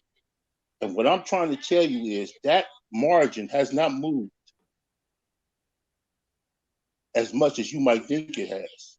It's still in that percentile. It's still around that percentile. And the reason is what you just said is there's policies. Well, guess what, man? We've been involved in European policies ever since we encountered them. We were a part of the policy making in Rome, a part of the policy making in Greece. We have been a part of their policy making all the way to the United States. We had an all black Republican Party. We've been in positions in their creation to make or vote in our way, the way we wanted to. We have built 70 towns in this country that they literally destroyed. Anything that we build for ourselves, for our improvement, if something happens to it. But what we build for them, it is protected by them. So when I tell you that we going around in a circle and we in the same place as we have always been, I mean to tell you that we are in last place. And everything that we do is benefits the European more than it benefits us because we're living under his policies. We're living in a Greco-Roman society, and it's been that way. It's been that way since we have encountered them. Do we have more education now? Do we have a few more resources now? Sure we do. But that's just to make a better slave to, that is not for our independence. That is not for the betterment of our people. That is not created so that we can move up the social ladder. It is created so we can aid their agendas more, so we can work in their companies more, so we can have better a quick transportation to get to their institutions. We are trained by them to work for them in their companies. Now, to you, that might be some type of achievement. To me, it's just a form of modern day slavery. So when I say that we're in the same position, we are still underneath the European, and we are still being ruled by his policies. It has not changed from slavery. That's where we were in the days of slavery, under his authority, and we're still there to this day. And the majority of things that we do when we get up in the morning, the majority of us when we get up in the morning and go to work, it's in one of his companies. When we invest our money, it's in one of his companies. It's not in our companies. When we go to his institutions, they're controlled and ran by his policies. So I don't know what you think of progress. To me, progress is getting to a point where you're independent. You don't need you don't need to use any of the tools or any of the policies or anything that else established by your enemies, but you can live and of the resources that you have created. That is in true independence, to not going around in a circle and still, no matter what time period we are in, we still getting the crumbs from the Europeans' table. And I'm gonna say this one last thing. When my mom was working for the post office, she was making about $4.70 an hour. In our day, that's the equivalent of about $25 to $30 an hour here. You got people that are making $25 and $30 an hour, struggling to pay their rent, struggling to pay their car notes, struggling to pay their bills. The same way my mom was struggling, making $4.70 in the 70s. So what I'm trying to tell you is the same struggle that my mom and a lot of our mothers went through is the same struggle that we are going through right now, because we have not moved an inch economically. I'm done, fam. Facts. Hey, let's let Cube respond, and then I want to go around and let everybody have a closing statement. We're gonna jump up off of here. Go ahead, Cube. Yeah. To be honest with you, I only heard a little bit of what he said because I think my internet connection cut out. But I think we do ourselves a huge disservice when we try to compare our struggles versus the struggles that our great aunts, great grandmothers, and grandmothers went through. And it's unfortunate that we will be sitting here in 2021 on our smartphones, on our high speed internet connections, on our fucking computers, and talking about the struggle is the same exact how our grandmothers and great grandmothers, great aunts and great uncles went through. Me personally, bro, that's a slap in the goddamn face. And I don't, and no disrespect to you, but I don't respect that shit at all, bro. Because those people that sat at those fucking lunch tables that was getting kicked and spit the fuck on, it's nothing like what we go to today. That is not fair to you can wake up, turn on your goddamn AC whenever you get hot. You can find whatever job you want to work at. Yes, some may hire you, some may not. But to say that our struggle is the same is a goddamn slap in the face to me because I'm living. But ultimately, it's a spit on those people's grave, bro. The people that actually sat at those lunch counters, the people that actually wanted something better for us, and now that we have a small corner, a slither, if you will, of progress, to shit on that and say that, in 2021 it's the same as 1921, bro. That is fucking respectful. And I don't like it. I don't appreciate it. I respect my ancestors much more to say that we're going through the same goddamn thing. And with that, I'll relinquish the mic and I'm done. All right, because that was some venom, and I think you have a big problem. Sabio, hold on real quick. I want to say this. I respect what Q just said, and that's what's up. But okay, with regards to what our ancestors went through, that was their struggle. And nobody is saying that we're going through the same struggle per se. What we saying is they struggle in the same position. That's what I said. They struggle. The struggle that they made didn't result in what they hoped it would, because we still in the same place, basically, that we were. That's what I said. They tricked them. They tricked them. They promised them something they never got. The hoodwinking and the bamboozling that was going on when they were doing what they did is the same hoodwinking and bamboozling that's going on right fucking now. Yeah, just you in think because of technology, same game, different style. You think because technology changes things, they're not putting a rope around our necks like they used to. They just shooting us in the back. Goddamn right. That's all. They're just putting their knee on our damn throat. The other day, my sister got fired for wearing natural hair at a job that was paying good goddamn money. Exactly. But you know what it is? You know what it is? The schemes have changed. The system. Exactly. Go ahead, Sabio. Say what you got to say. Hold on, let me say something right quick. Let me say something real quick. Hold on, Marvin. Go ahead. Let Sabio say what he got to say. Close out while you're doing it, Sabio. Let everybody know where to find you. Yeah. So most people already know where to find me on Scripture Rappers, Dagger Squad, over here with you, sometimes on Pseudo Killers. But you know, what people have to realize, and I don't think people really appreciate or understand, is that we're not putting our situation in the 20s, in the 60s, in the 1875. No, we're not at all, because we know the times were different. We know the struggles were different. We know that they did not have technology.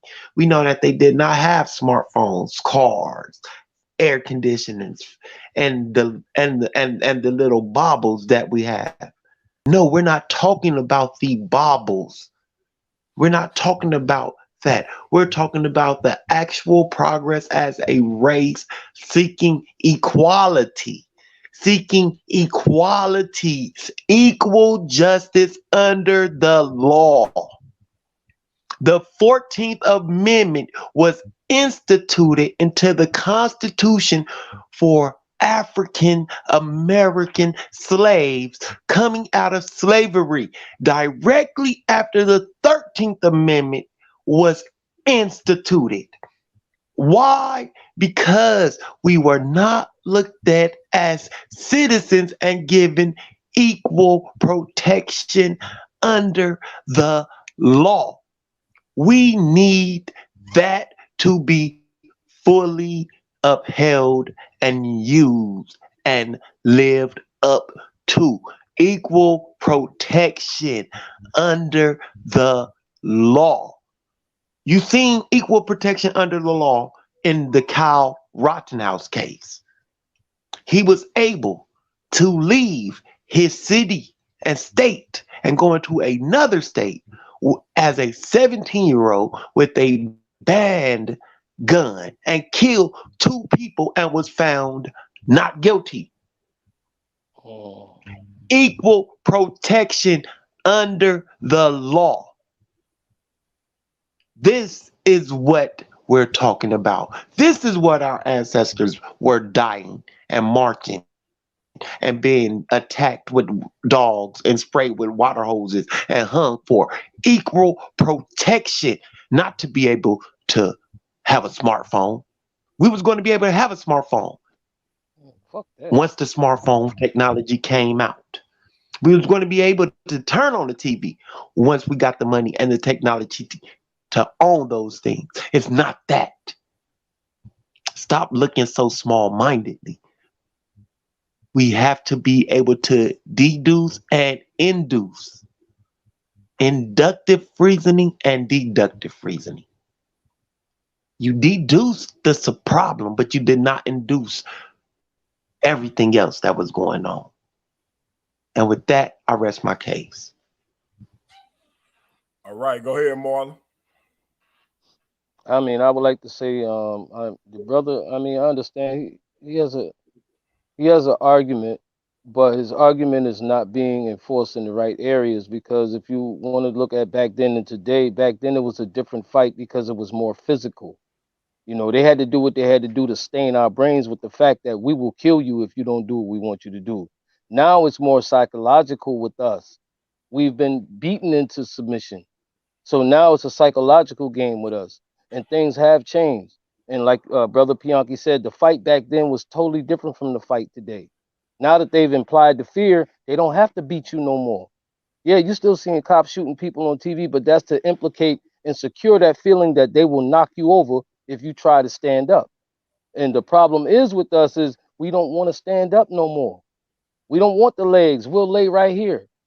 We don't want to fight back. We look, if you let us alone, we'll join you and we'll live all together and happy and we'll dance and sing songs. That's never really going to happen, man, because they've already stained us with the horror. So we're never going to be side by side with you. I don't think it'll ever happen in the history of the rest of the world that white people and black people ever get along again.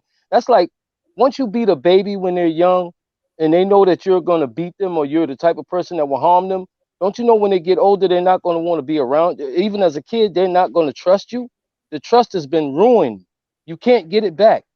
And that's the bad thing about trust with people. Once you ruin that trust, like Sabio said, they don't give us equal human rights.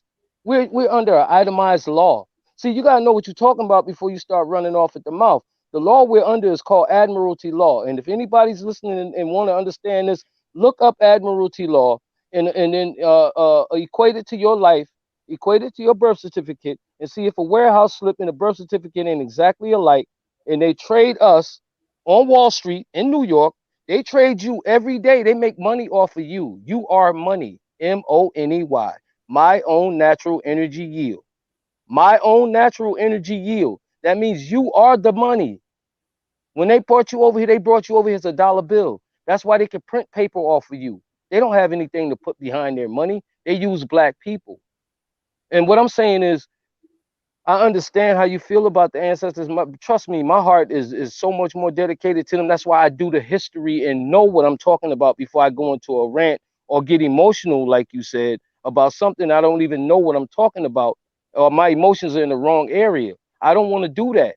And I understand what you say about a kid hearing it and feeling the way they're going to feel, but they're hearing the truth. And as long as we keep hiding the truth from them, we're going to stay like we are, because that generation is going to come after me. So if they don't know what the heck they're getting ready to get into, they're just going to fall into whatever like I did. It's going to be a drone for them to control. I haven't taught them anything. I haven't told them anything. And a lot of parents back in the day, like a lot of my people in my family, kept secrets. They don't want to talk about it to you. They don't want to stain your brain with the horror, but they don't understand it's already been stained. So you might as well be real with me and tell me what it is. But we're scared. And I don't care what you say. We are scared, bro. I'm scared at times. I ain't scared of death, but I'm scared of what's going to happen to my kids. What's going to happen to my mama? What's going to happen to my brother and sister? That's the only thing I'm scared of, brother. Other than that, I die right now happy. I don't care. Life don't mean nothing to me like everybody else. I'm not looking at this like people that jump up and want to go buy Jordans every day or want to have necklaces or want to have cars or whatever. That's the problem, the pacifying game. We're always looking to get something. We're consumers. We're not livers. We're consumers. We don't know how to invest money and turn it into wealth. We'd rather go spend it as soon as we get it. We are consumers. We don't think, man. And that's why they treat us just like they treat us. Itemized people. You're not even people. Your birth certificate takes that right away from you as soon as you get here. Your mama signs that piece of paper. A certificate is a paper showing whatever's listed on it is known as being owned. Okay? So don't be happy that you got a birth certificate, bro. Because the only thing that should have been attached to you when you came out of your mama was your umbilical cord. And they cut that. So you have no more attachments. So why do we have papers attached to us? Because we're items. We're not people. Understand this, brother. Understand that about America. America All right, don't give a fuck about you. all right, They all don't. right. My brother Marlon, let's go to brother Teddy real quick. Appreciate You there, the Teddy? bill of Yankee, man. Peace. Go Can you hear ahead me? and yes, sir. Close out. Let everybody know where they can find you. You can find me on Facebook. Then use my Russ in there, Peru. Uh, I think next time I think we can talk about the solution where we can get ourselves out of these predicaments. What's going No on now? doubt. There you go. Drop a bomb for that for sure. Hey Yes, Teddy, sir. real quick, what's your opinion on black people caping for white people while throwing black people under the bus? In other words, you see black people who we know caping for Kyle Rittenhouse while throwing Ahmaud Arbery under the bus, saying that those people who took that man's life acted lawfully. What's your opinion on that? Like the title of the show, all skin folks ain't kinfolks. Facts, my brother. Black Lion Supreme. Where you at, bro? Yes, yes, right here. Go in. Let me say, host up to everyone, and this is a great build. I hope we can have a part two to this, so we can touch on some other things. And I want to thank the panel, of course. And let me say this: one thing I can't stand is people, especially black people, who lie to our children, who try to keep our children in ignorance, who don't study enough to understand the true position that our people are in this society. We still live in a society where all the major decisions made here are on mostly all white panels. What progress? We went from the cotton fields to corporate America, yet we still, our best efforts, the best of us, our efforts are going to improve the lives of the Europeans, not our own. It doesn't matter how much money you make.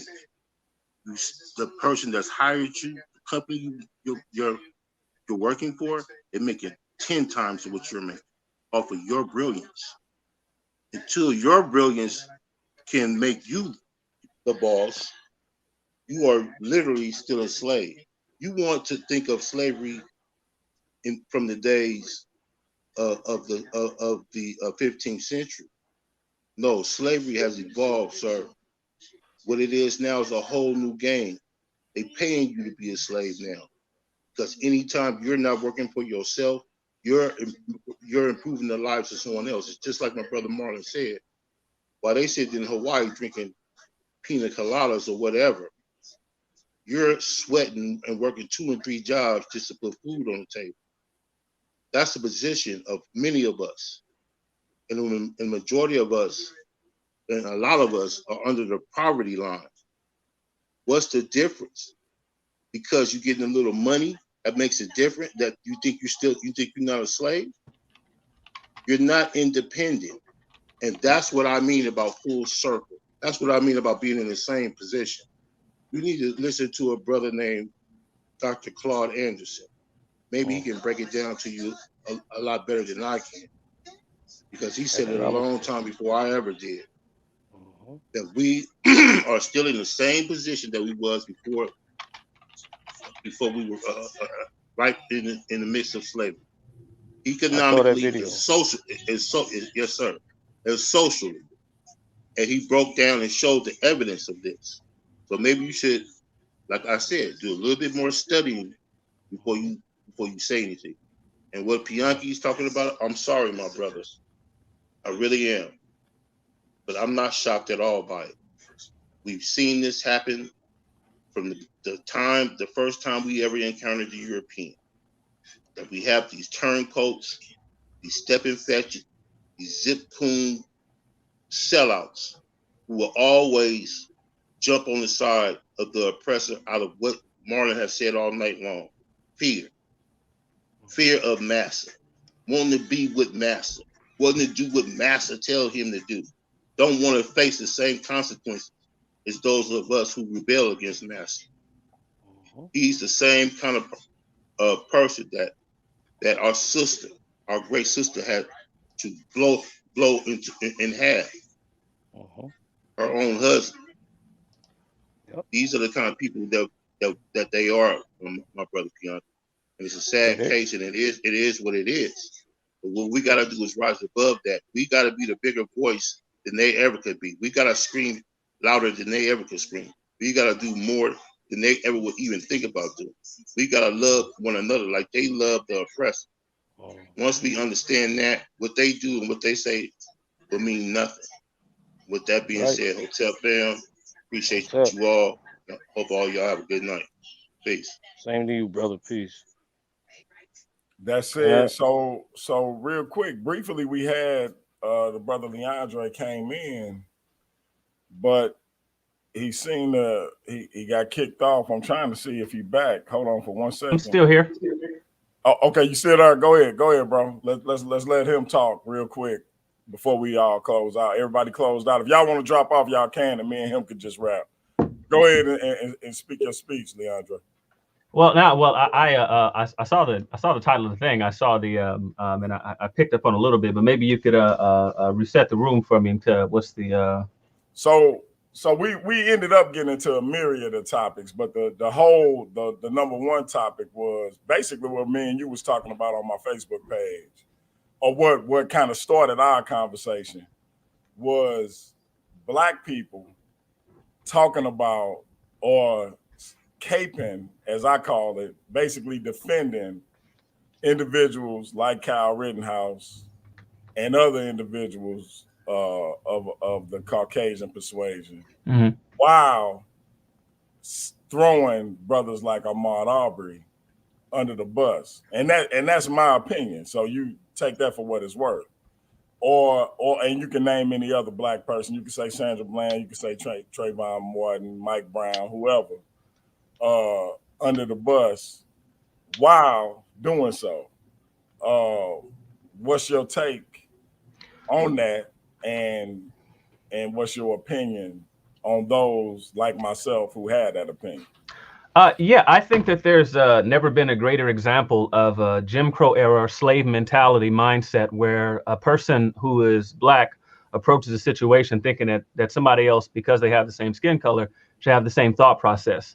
I think that completely ignores all of African American history, the entire experience after the diaspora of African Americans. I think that you have to be inherently fueled and taught primarily by racists of the white racists that you claim to have a disdain for. You have to completely adopt their ideology if you won't allow for divergence of thoughts among blacks. I think that there were similar claims that have been made, I think, kind of post civil rights era. I think prior to that, and there was the professor of African American history, Henry Louis Gates, one of my heroes, talking about this very thing a couple years back. I remember watching his interviews, and he was saying, that this has been a prevailing thought among African Americans and stuff today, where he said that wasn't the case. Here's a black man who went to Yale, surrounded by several other blacks. He went through a lot of prominent black figures, and he just talked about just the history of black thought. You can have blacks on either side of any particular issue. For example, you could have blacks on different sides of what the answer to black problems were, and that could be the famous debates and dialogues between W.B. Du Bois and Booker T. Washington. Those are two brothers who had completely divergent trains of thoughts. I think that you could have one of the ones I cited in talking to you, Pianki, was Colonel Allen Allensworth. Colonel Allen Allensworth started an entire black city that he wanted to be what he called a black colony, some 25 minutes away from where I am right now in Fresno. It was an entire black colony that he thought there, but there were only certain blacks and stuff that were going to be conducive to that particular colony because he recognized there was divergence of black thought. And he had a particular point of view, which was separate from other blacks at the time, for example, like W.B. Du Bois and several others who were of that school of thought. So it to me, it just embodies, it shows the damage done in the period of time where blacks latched on to identity politics post civil rights era.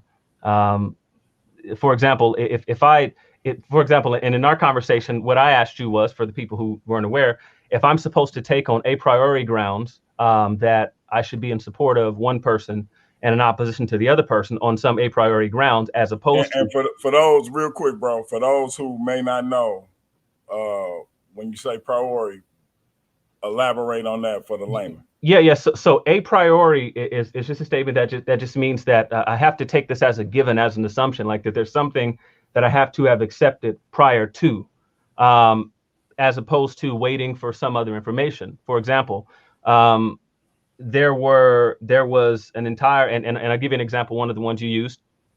There was an entire movement that spanned the country with the Michael Brown shooting. And there was an entire movement. Everybody saw it. It was in multiple churches across the country, multiple black churches. It was pretty much all over the place. It inspired, T-shirt sales like you'd never believe, because everybody had shirts on that said "Hands up, don't shoot." And it was this thing that, you have to be in support of this thing. And people who decided that, well, I'd rather wait and listen to the facts before I jump on and support something. They didn't take on a priori grounds that I have to be in support of this because Michael Brown was black and Darren Wilson, I believe was the cop's name, Darren Wilson, was white. What they did was some people said, I want to wait and listen to what the facts are. I want to be on the side of what the truth is. And the construction that you put forth, Pianki, on the post the other day, is that I don't have to wait for the truth of it. The only facts that I need to worry about is what the relative skin color and the ancestral lineage is of the two people involved. And I think that's silly. I think that is completely anti-intellectual. I believe that blacks can be and should be intellectuals. To finish out that example, I read through the grand jury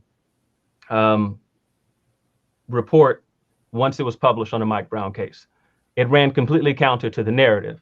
Now, again, that doesn't mean that you have to draw any particular conclusions, but it meant that everything that was used as a rallying cry to get people to come together, most of the stuff was false, including and they even listed the race of the witnesses who actually saw the event and the examination of people who claim to be witnesses, claim to have saw something, claim that the event happened a certain way. And that's just not the way things went.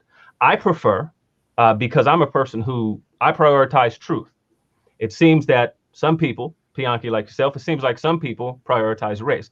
I prioritize truth. I prioritize facts. The things that make me want to stand behind or rally behind something is the truth of it, is whether or not this is something that's defensible. That's the thing that I think that that's when you can start to measure success. And so, like, as Black Lion was talking about success and you know, and all that kind of stuff, well, you can't have that stuff if what you're going to, if you're going to dispel everything that, you know, would help you get to that point in time, like figuring out what the true measure of success is. How do we measure success? How do we get that?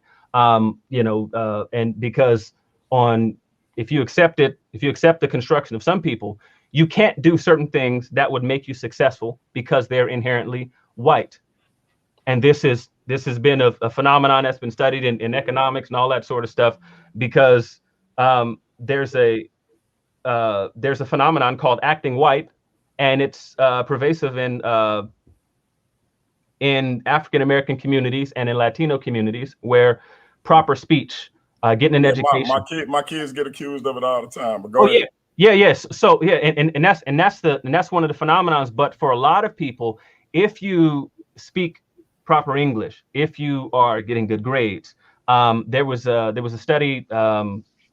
Roland G. Fryer, a Black economist at Harvard, had done, him and several other people, just talking about this acting white phenomenon and how this actually had an effect on the relative grade levels of young Black children, to where they did not want to lose out in their social circles. And so what they did is they start to perform worse so that they wouldn't have better grades. But that's the sort of damage that's done when you take on a priori grounds that you need to act and behave as a monolith, and that you have to, like, why aren't you sounding like this? Why aren't you talking like this? Why do you dress like that? Why do you do this? Why do you have that sort of line of thought? That Joe Biden sort of thinking is just terrible to me. No, forget Joe Biden, because we already know Joe Biden not for Black people, but neither are Republicans. So that's neither here nor there for me. This is what I want to ask you though, because you mentioned something, and that we lost somebody. I think we lost Marlon. But anyway, so for me, I do believe that it's important for Black people to be race first, because I think every other people group is race first. And the evidence would show that. But more than that, I think that when we look at a case like Kyle Rittenhouse, which I don't even care about, because I think it's a case of white on white crime.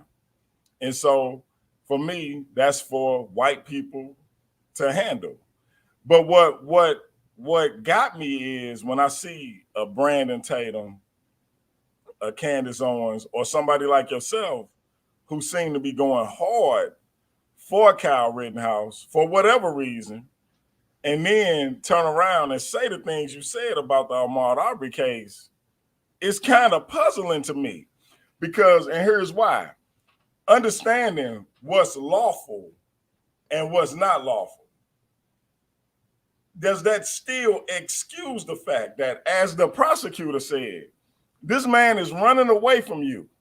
He isn't armed. He hasn't stolen anything by virtue of what the homeowner said. Why are you taking it up on yourself to ride up on a man? And if somebody come up on me with a firearm and people say, well, he grabbed his firearm, why are you coming up on me with your firearm? I don't know what you're going to do with it. I'm not going to let you use it against me. So when I end up dead, it's my fault that you came up on me with your firearm. 3 other men against 1 man. And for a man who is of the same ethnic group, being a man like yourself, says that these men were within their rights to kill a man of his same ethnic group because it's lawful, that bothers me. Now, again, I could be taking what you said out of context, so if I am, correct me. But that, to me, is bothersome. It's disconcerting, because whether it's lawful or not, I don't have a weapon. And what the indication is to me, again, I've told everybody over and over again, I think me and you said this playfully. I'm 6'2", 280 pounds. I got a son that's almost my height and about 40 to 50 pounds lighter than me. And so are we saying that if men approach him armed because he looks suspicious or he's been somewhere that we see on camera, other couples have been, other individuals have been, but they single out this young black male for whatever reason, other than that he's a young black male, they decide to single him out and they ride down upon him with their firearm. Should he just capitulate to them? And they not officers of the law? They call, the man is being questioned by the prosecutor and he calls the man a perp, as in perpetrator, as if he's a cop and he's not a goddamn cop. So that's all I'm like, to me, that's a problem. Okay, yeah. Yes. So one of the things is when you say that other groups are race first, that's something that is just completely and utterly false. It's why I said that you are. No. That's not. Hold on. That's not. No. It is. Listen, I will grab out one of my. Hold on. So I'll let you speak. Just hope you let me respond.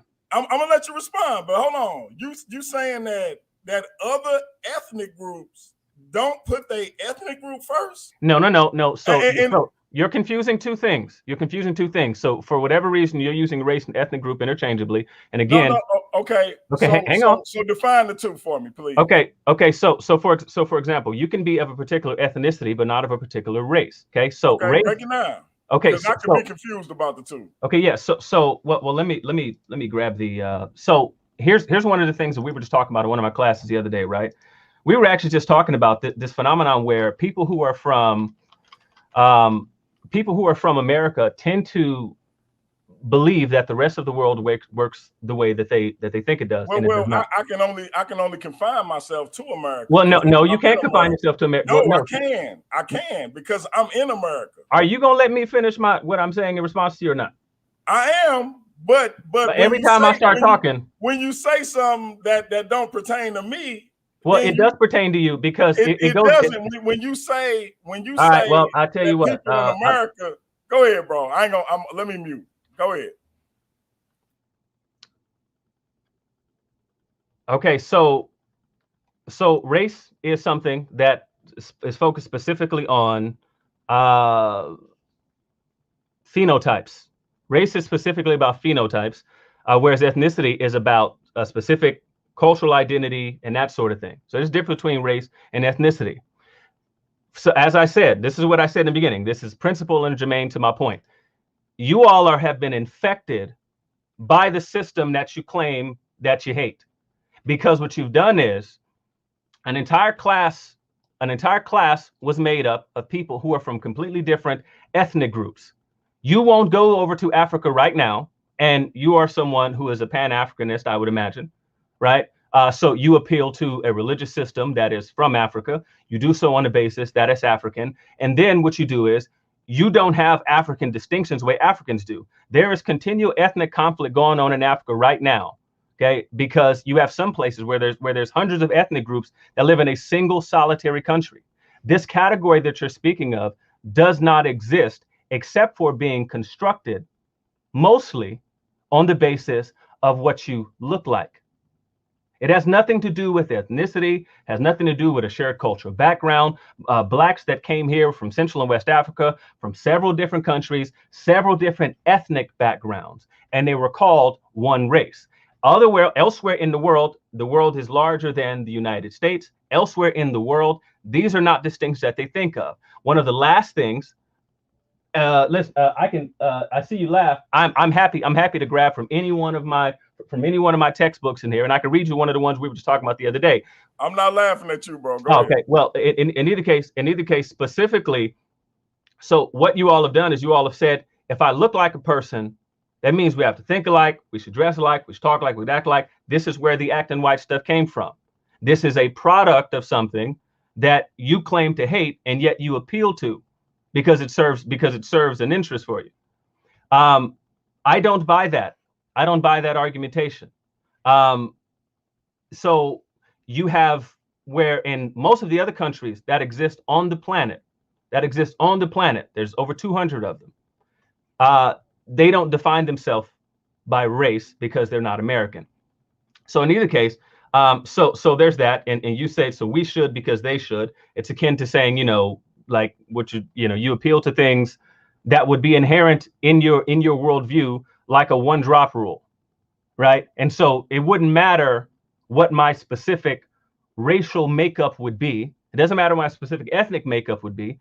If I have any black in me, the one drop rule, this sort of Jim Crow era rule that came about, you, Bianca, you believe that I should appeal to and live by that rule. And then so I should live where the Negroes live. I should think how the Negroes think, dress how the Negroes dress.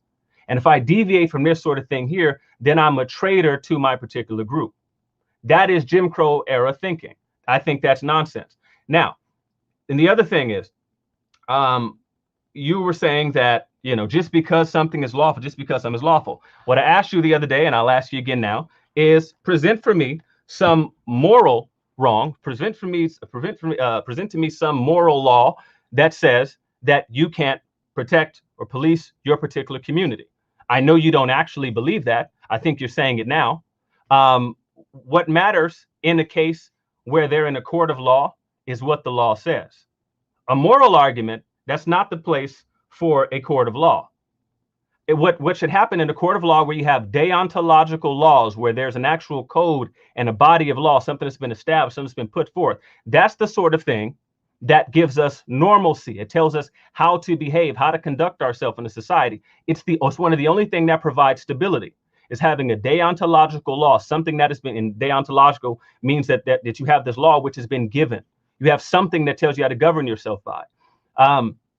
So when there is a matter of law, it goes to a court of law, and what matters in that case is the law. You want to say that, for example, I should be saying that these people are guilty according to the law because of a moral law which is not applicable.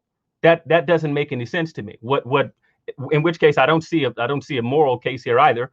I don't know what moral law you would appeal to, but what's important in a court of law is what the law says. And then one of the things that you said, and again, and this doesn't mean you have to draw any particular conclusions. I think that Ahmaud Arbery would have had a case for saying that they were excessive with a citizen's arrest. And even in the case of police, what the Supreme Court has ruled is that you actually have the right to resist excessive force. That you have an actual right to resist excessive force. The same thing would apply to a citizen's arrest. So if Ahmaud Arbery had survived and he had killed killed both the McMichaels and whatever the neighbor's name is with the goofy haircut, whatever his name is, if he had survived, he would have a case for saying, yeah, you know, the arrest was excessive. But Ahmaud Arbery would have had another issue on his hands because the times that he was arrested, picked up, stopped by police in that same area for breaking into cars or being on that same property on multiple occasions. Those things, by the way, also make it so he can be called a perpetrator because he was actually factually seen on video multiple times, video shared by multiple neighbors, seen actually in the house, on the property, on the dock in the back, that he ran on multiple occasions when they came and tried to talk to him. Different times at night, he was there. That a police officer came and told Ahmaud Arbery's mother that if your son continues doing this stuff after he was caught looking around in some woman's car, that a police officer went to Ahmaud Arbery's mother and told her, someone is going to kill your son if he keeps this up. That's the reason that he's called a perpetrator. You don't have to be a cop to say that you perpetrated a crime. That doesn't make any sense. But in either case, Ahmaud Arbery would have been able to argue, I think, had he lived and had he killed both the McMichaels and funny haircut dude, that the citizen's arrest was excessive, and I therefore had a lawful right to resist that arrest. The prior bad acts, though, would have been, you know, most likely they would have been fair game, and he would have to contend with the fact that, you know, that you had been, you know, doing such and such. But in either case, but that goes to the point. This is one of the reasons why you can't just say, well, because he's black and because they're white, that this was a case of racism, which is one of the things that you argued. If Ahmaud Arbery had actually done something, I don't know how you could possibly test and measure whether or not he was singled out simply because he was black, because we don't have any instances of when Ahmaud Arbery hit the scene and he was just walking around the neighborhood, that as he walked through the neighborhood, that people picked up the phone and just called the police. No, there were several times that there were several times. So you see that? Now check it out. Now I want you to look at that. He did not even name racists. I want you to notice that. What we look? Are you reading the screen? Yeah, I'm reading the screen. Go ahead. So mixing categories, stuff all over the place. So where are you from? Pick up a book, because you said Latinos. Then you're talking about East Indians. Then you say Native Americans. So where are you from? So one of the things that we do in political science is we actually we think that these distinctions are necessary, race and ethnicity. And we also recognize the differences that this is in different countries. It's not the same. See, I'm glad you mentioned political science, because I'm taking that class right now as well. Good. But go ahead. Okay, yes. So anywho, anyway, there's this idea that he was targeted simply, like if anybody was to say, hey, this person here was targeted simply because of their race, there's nobody on the planet. There's nobody on the planet who is going to, like, I don't know any sensible people are going to be like, hey, yeah, no, that's totally fine. It's certainly not my argument. And my argument is not that if they targeted him simply because of race, that they were within their rights. That's not what I said. That's not anyone's argument. That's not virtually anyone's argument. It said, did this dude listen to the prosecutor's question to the killer? Yes, I did listen to the prosecutor's question to the killer. The killer pretty much admitted Arbery was no threat. No, the killer did not pretty much admit that Arbery was no threat. The killer actually said that Arbery grabbed his gun. That pretty much makes you a threat when you grab someone's gun, and that he didn't fire until after Arbery grabbed his gun. And then he says, and not armed. Well, not armed doesn't mean not a threat.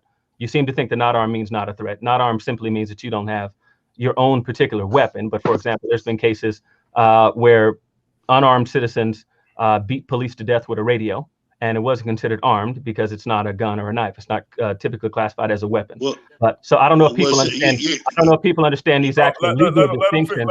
Let them finish, Black Lion. I'm gonna let you respond in just a second.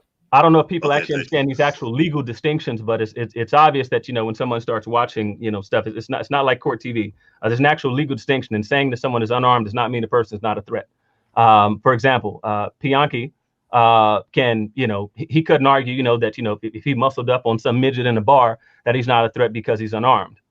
That is, it doesn't mean not a threat doesn't mean unarmed. In either case, and actually, and the last thing I'll say, Bianchi, to respond to your point, when you talk about people running away and stuff, and again, it's not to conclude that that no one has to walk away concluding that the McMichaels were justified in their shooting, because again, you could argue that the citizen's arrest, which was legal at the time, was excessive. The presence of the guns don't actually matter because they're in a state where open carry is completely legal. That you need a license to conceal carry. So open carry is 100% legal in the state of Georgia. But yeah, you can argue that it was excessive and that Arbery had a right to resist arrest because they were excessive. So again, you don't have to draw certain conclusions, but it does not mean that you have to dismiss the things that are factual based simply on race, because I don't see this as typically a race as a typical race case, particularly because there were things that led up to. There was a reason they were chasing him, and it wasn't because, hey, there's a black dude that walked through the neighborhood. If somebody shows me evidence of that, I'll say, hey, you know, they singled him out simply because of race. But that's not why he was singled out. It's not why the owner of the property called the police on several occasions. It's not why in the community that they started passing out pictures of him inside the house on the dock in the back, or, you know, or a crackhead white couple who was sleeping in there. That's not the reason why he was chased. It's not the reason why police were called any of the times. It's not the reason why police told Arbery's mother that your son is going to be killed if he keeps this stuff up. That's not why. Okay, but Leandre, hey, Black Lion, before you go in, I got one more question for Leandre. Leandre, if you can, I want you to address this briefly.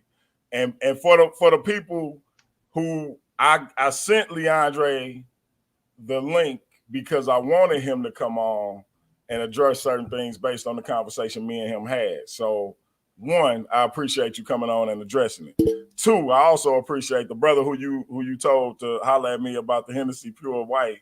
He bought a bottle. Oh, yeah, absolutely. So salute.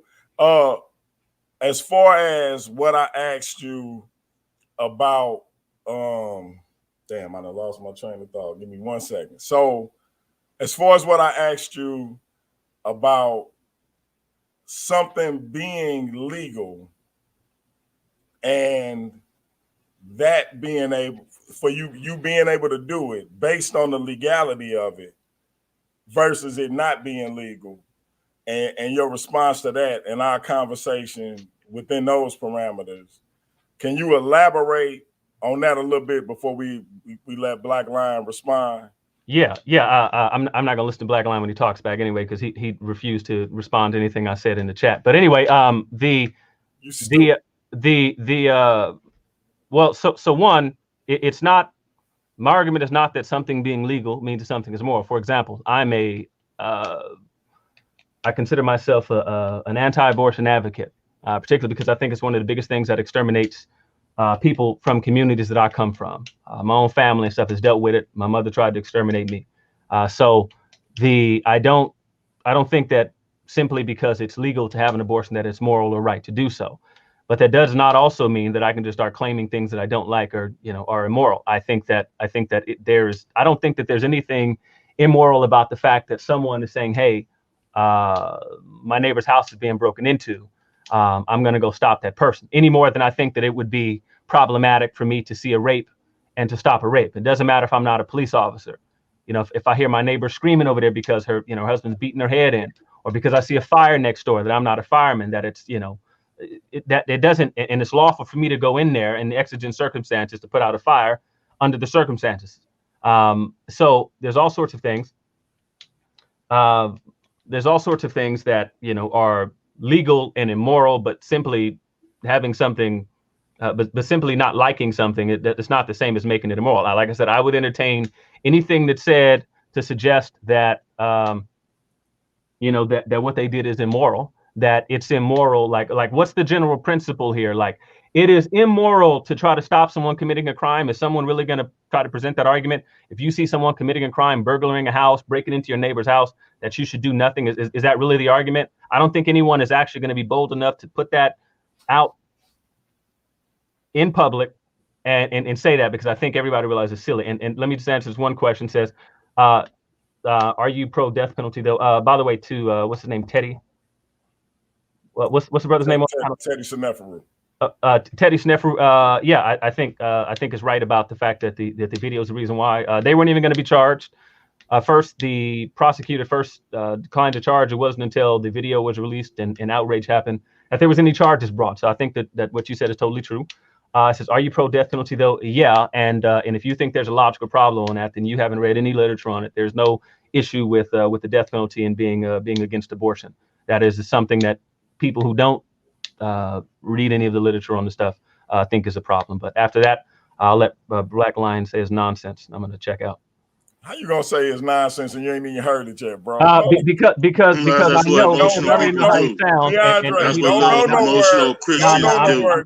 I'm jumping off. You didn't respond to anything I said in the chat. Yeah, I responded to everything you said. You ran. It ran out of the matter. chat because you was in your feelings. He's intellectually honest. That's how you little Christians are. Don't go nowhere, bro. Hold on. Don't go nowhere. Go ahead, Black Lion. Joke of a person, bro. I tell you, these emotional outbursts from grown men is amazing to me. I'm not here to...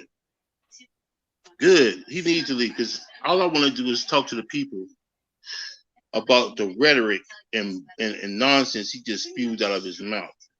First of all, no one accused you of acting like a white man because you're talking intellectually. No one says that someone who speaks intellectually means that they're trying to act like a European. That's a little problem that you have in your psyche for whatever reason.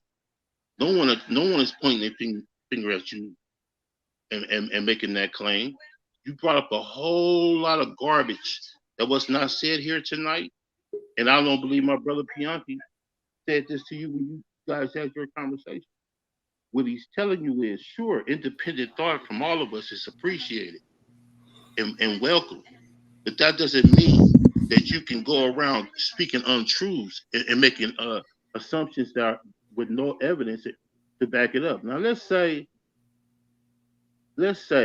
everything you said was true about this situation. That it wasn't because of race. It wasn't because they just was out hunting, trying to find some black person to kill. It had nothing to do with that. Let's say they have a right to police their own neighborhood. Let's say that's true, because in a lot of states that's a fact. So there's one thing that you're leaving out though, and that is, was their behavior appropriate?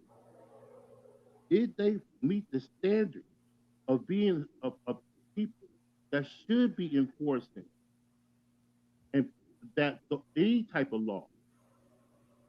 Did their actions meet the standards necessary to be able to have that type of authority over anyone?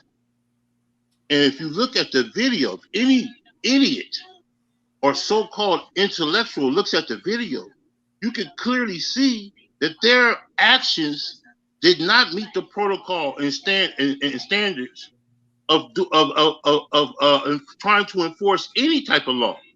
These people are out of control. They're brandishing weapons. They have them out. Who would not respond in the way that kid responded in a situation like that? This is why you don't put irrational idiots in positions of authority.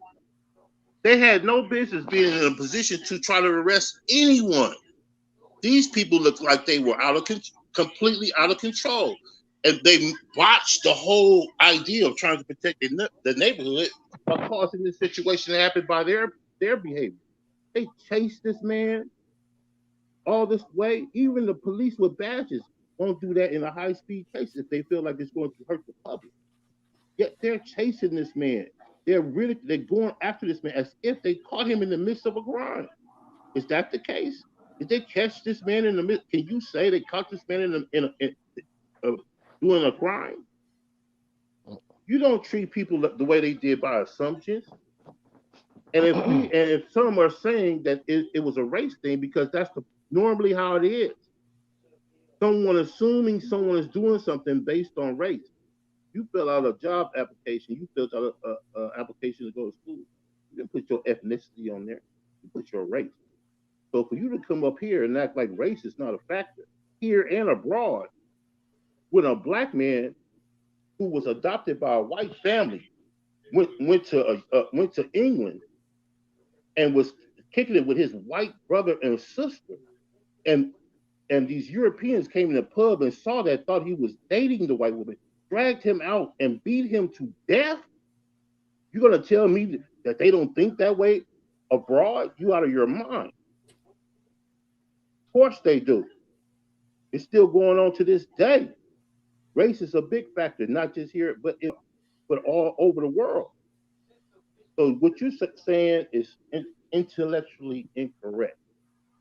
And I'm gonna let my brother Bianchi go from there. Teddy, you want to respond? Go ahead, bro. We got the Sith Lord in the building, and we got Marlon back. But go ahead, Teddy, and then we're gonna go to our other brothers.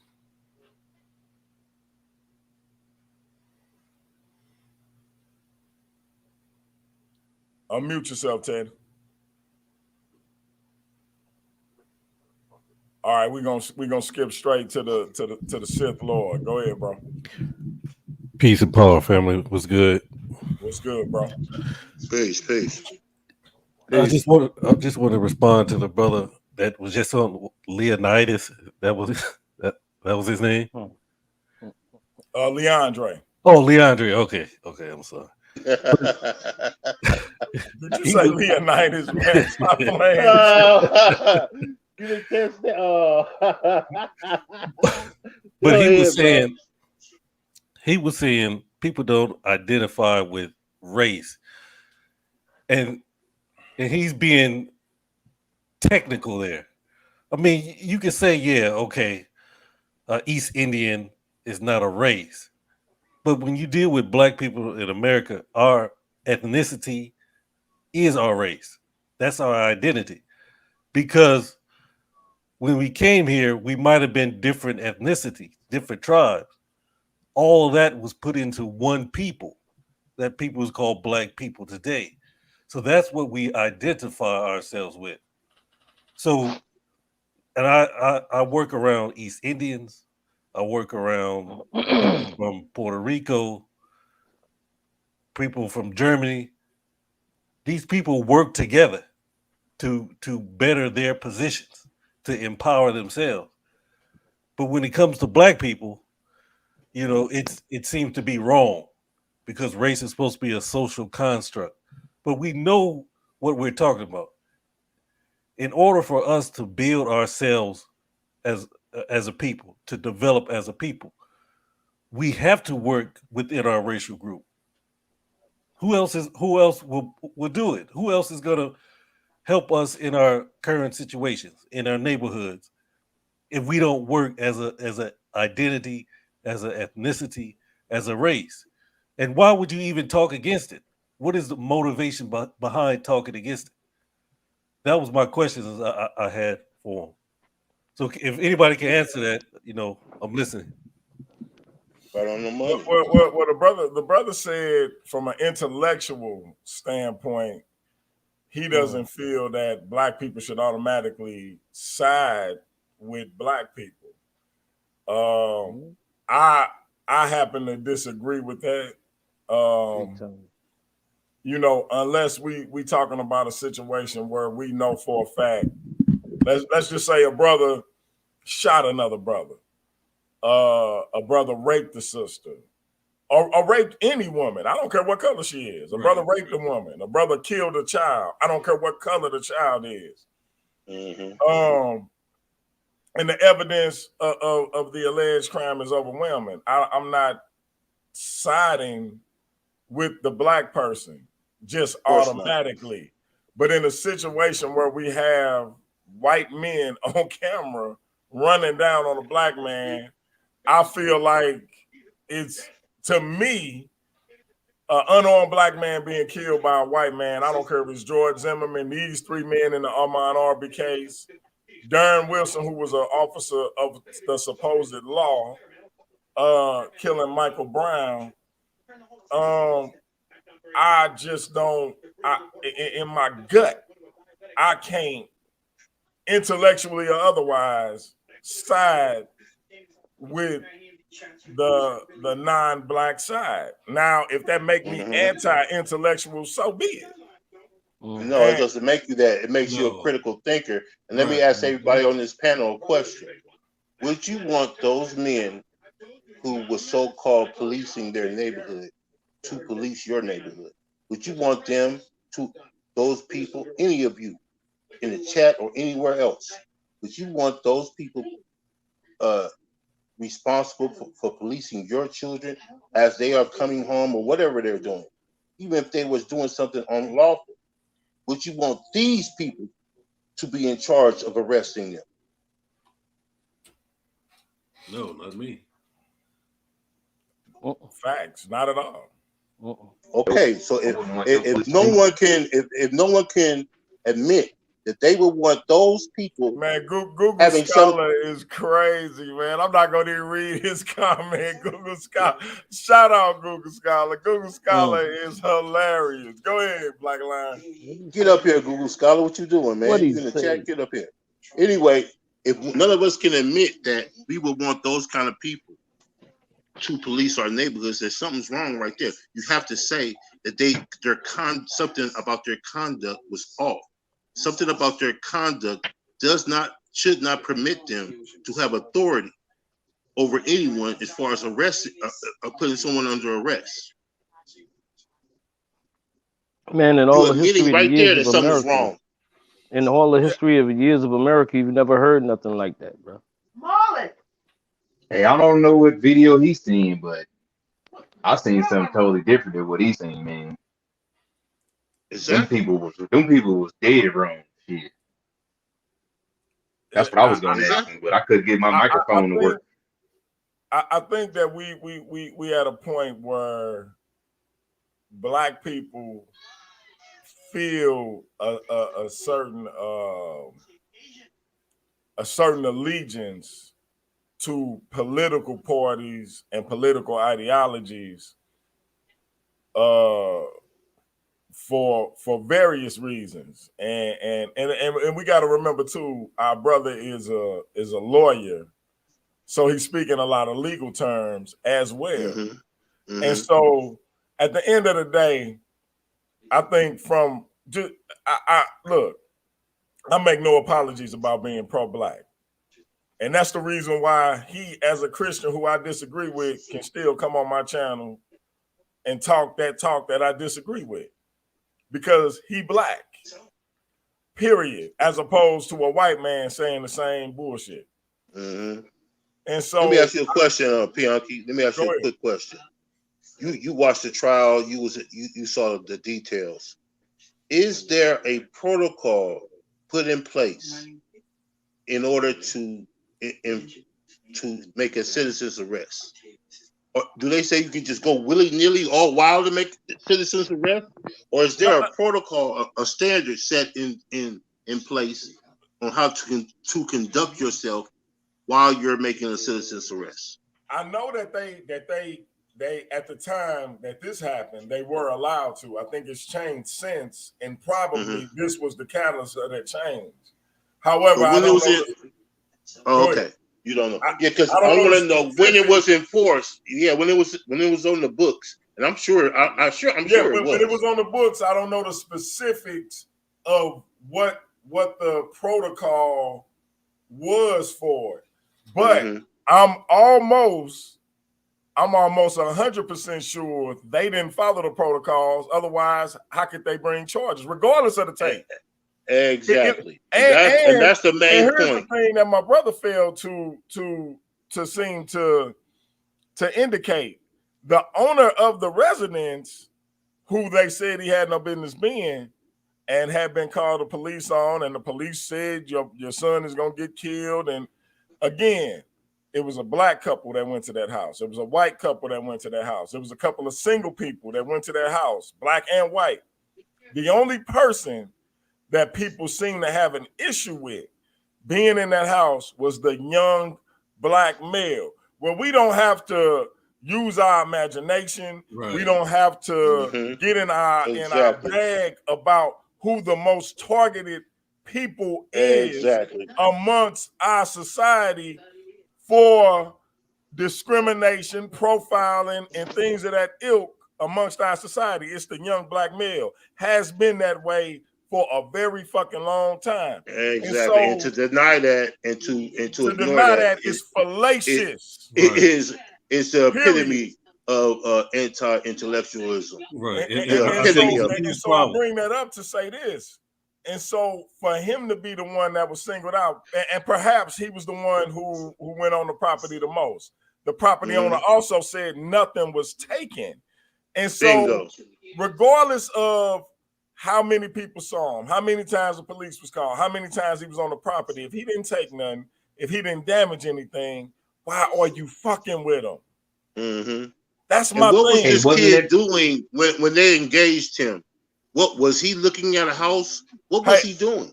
Hold on, let me find this because I want to make sure. Hey, Bianchi, wasn't that house under construction too, man? You can walk straight through the house. Absolutely. Remember? It was under construction, and everybody in the neighborhood does that kind of stuff all over. Because they keep saying he was jogging. Was he jogging when they engaged him, or was he looking at a house? Well, according to our brother, Leandre, who's just on, he said that the narrative that says he was jogging was a lie. Of course they gonna lie. They gonna try to cover their behind. That's why. And he also said the Mike Brown case, that narrative was a lie. But didn't they shoot Mike Brown while he was laying down on the ground? My daughter, I didn't even bring this up while the brother was on. My daughter pulled up that autopsy. My daughter's 17. She was 10 when the situation occurred. A bullet went through the top of his head from the front. So what that say to you? He was on his knees when he was shot. Right. That's the autopsy. How do you defend that? I mean, I want guys like that to feel free to come speak because I want to hear that you side. defend that because that's the kind of people that have a real Jim Crow mentality. Yeah. They have the real Jim Crow mentality. Anyone who would say that or try to defend something like that. And most of us, guys, I can tell you around my age, we can remember when they say, it was an unsolved murder in the neighborhood. We all knew what that was. We all knew, you didn't have cell phones back then. We knew the police would take somebody out, but there was no way to prove it. And then they call it an unsolved murder. Only in recent times were we able to catch these things on camera and bring it to the front. So it's not like we don't believe in truth. It's the history. The history of the issue is you can't take the police word for it. If a young brother dies in the custody of police, they're guilty until proven innocent in our eyes. So let me share my screen real quick. I want to show y'all something, and y'all just rock with me for a minute because I want to make sure I'm not understanding something, but just watch this and give me y'all thoughts on it. It's about I want to say 3 to 4 minutes. Okay. Can everybody see my screen? Yes. Yeah, I can see it. All right, let's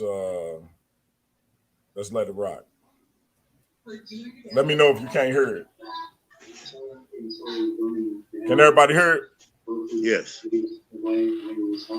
Oh, it's kind of muffled. Yeah, it's kind of low for me. Yeah, it's a little low. It's a little muffled. I can hear it loud, but it's muffled. Why in the world is trying to be a threat to you? Because when I was asking what was going on, I recognized that it was the guy that I saw the and yeah, I got it loud as it can go, so I don't know why it's muffled. Yeah, kind of hard to hear.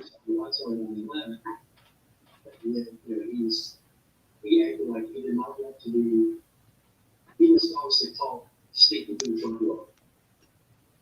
Now he just said he was obviously caught sneaking through the front yard. So I'm just gonna give y'all some cliff notes since it's hard to hear. But hold on. Thank you.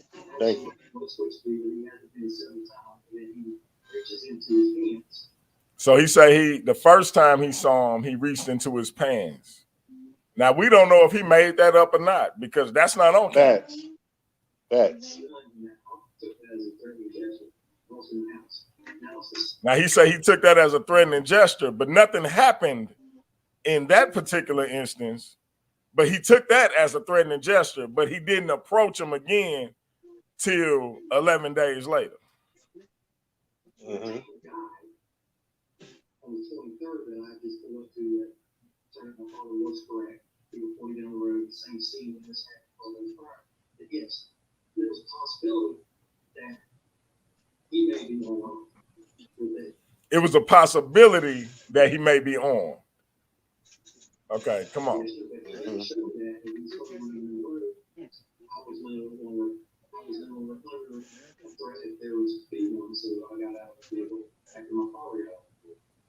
He was not under a threat.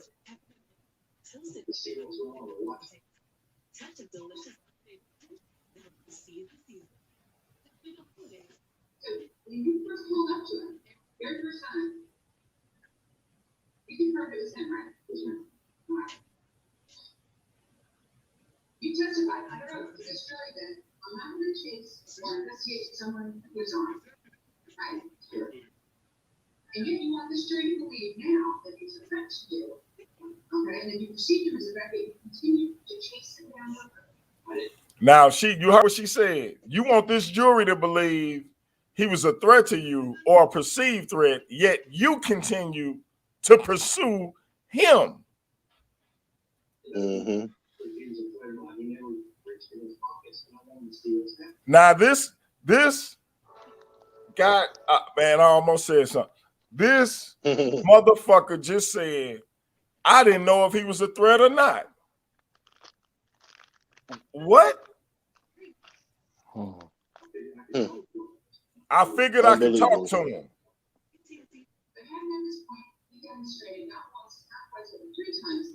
She say, hadn't he at this point demonstrated not once, not twice, but 3 times that he didn't want to talk to you, yet you continue to pursue him. Mm-hmm. And on what grounds?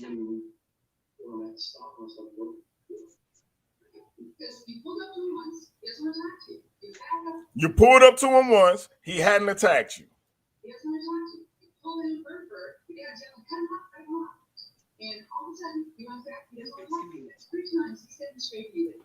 3 times he demonstrated that he didn't want to talk to you.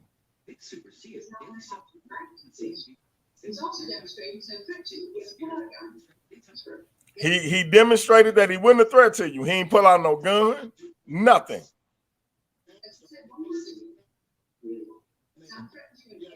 Not a threat to you in any way. No knives. Not swearing at you or using profanity. Mm-hmm.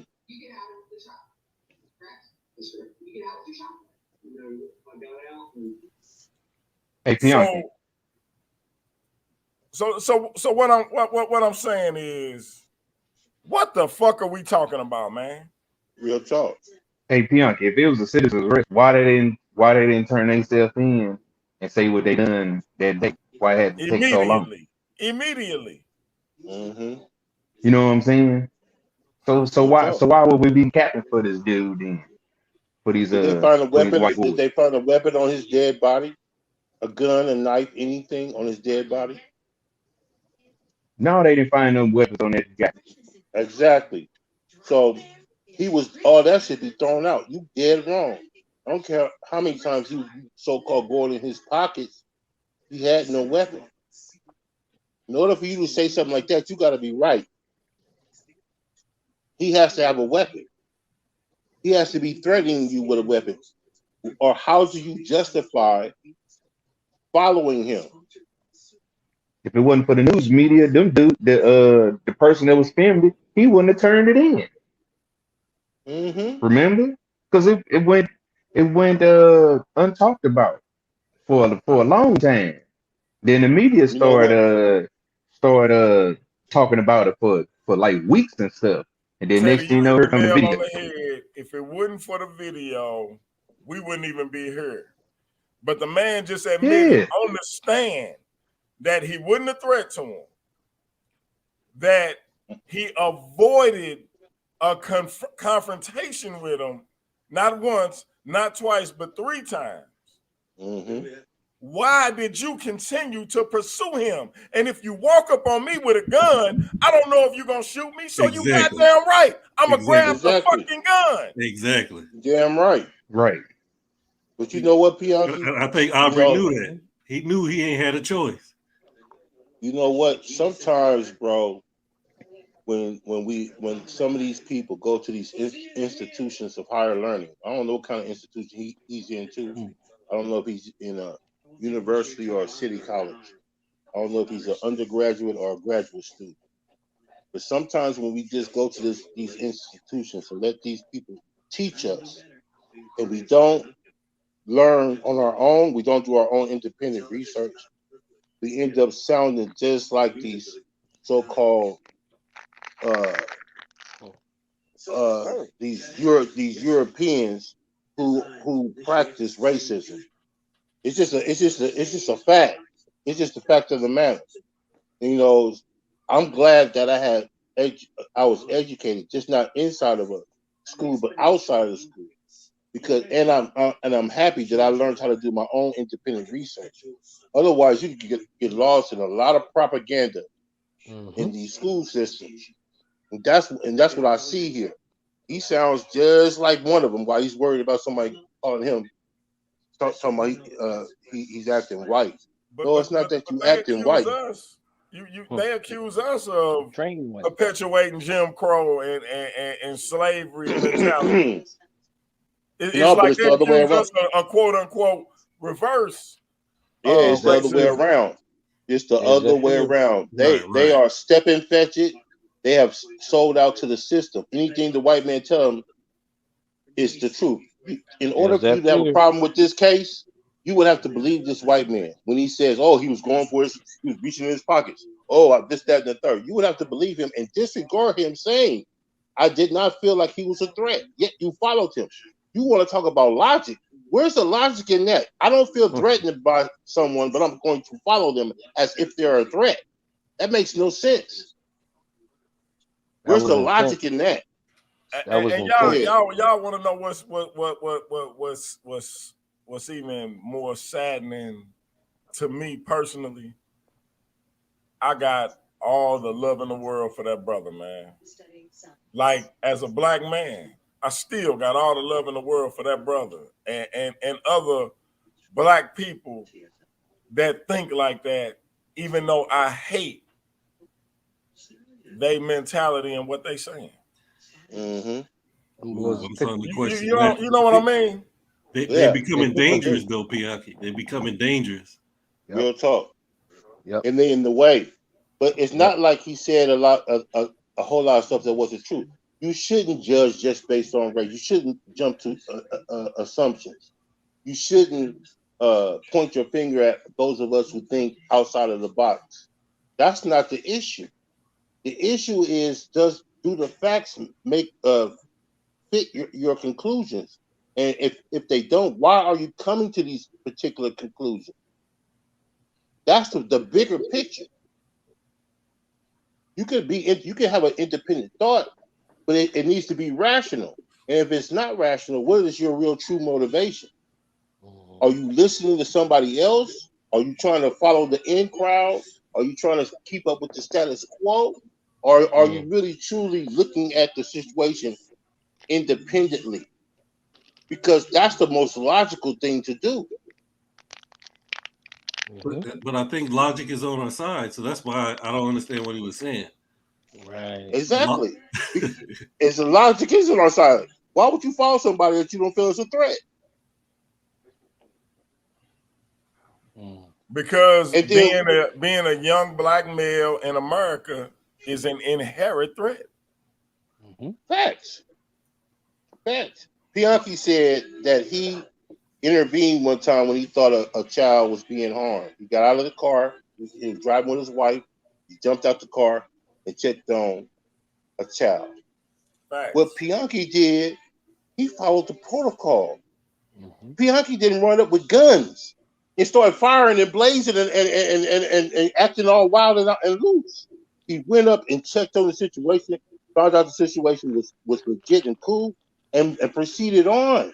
That's how you police. If you police a situation, you don't go up to someone all reckless and acting a fool and tripping and with your guns brandished. So how in the world can you justify those actions? How can you make that make sense? You don't know the man has a weapon at all. You have no idea what makes sense for you to go up to this man with guns out. What makes sense for you to chase this man like that? He's completely not a threat to you now. If he's running like that, he's far away from your area. How is he still a threat to anything or anything about you? You're making excuses for out and out murderers because that's what they are. They chased that man down. They hunted that man down and cornered him like a rat, like they said. And they did what they did. I don't care how it happened. I don't care because he grabbed the gun. I don't care what it was. Their actions caused those actions to happen that cost that man his life. Period. And it didn't have to be that way. Yeah. You could have left him alone a long time ago. We're a little bit over 3 hours. We was actually closing out before my brother came in because I sent him the link when I sent everybody else the link. But I did one thing. Y'all know me. If I'm saying something in reference to somebody, I don't care if they like I said. Even when I had Vocab Malone on here and the brother Dustin Larkins. If I'm gonna talk, even when I'm talking about Caucasians, if I'm gonna talk about them, I'm gonna talk to them. So And that goes double for when I have a particular issue with my people. So that's why I sent him the link. That's a real man shit. Yeah, you know, y'all know how I roll. So I assume he didn't see it till late, and that's why he didn't come in till he did. But ain't nobody afraid of this dude. We didn't run from the chat. Right, I'm still back there. I'm glad. Still back there. Glad he came in and said what he had to say. You know what I mean? No doubt. But like I said, we was closing out. So yeah, no doubt. And I'm getting that same look you getting, Pianki. I already know. You already know. You already, yeah. No doubt. But before we do, I want to let everybody know our brother Black Lion got a big debate coming up next month on the 18th. We doing something different. We doing Zoom pay-per-view. We only charging $5, so we hoping everybody that support the channel go ahead and buy that debate. But he debating my little bro, the co-host, Nobody from Trust and Believe the Gospel, otherwise known as Jacobus Wyatt, on a couple of key biblical issues as it pertains to our people. The subject matter is the first round is going to be the black church an extension of the European church, and then the second round is Christianity part and parcel to white supremacy. And I think it's going to be a powerful debate. I think that our brother's gonna put on a powerful display. And if y'all want to miss watch this with me for just a second, if y'all can see my screen, let me know if y'all can't. See it. Let me play this this quick promo, and we're gonna get on up out of here. Hold on. I guess I should probably turn on the sound.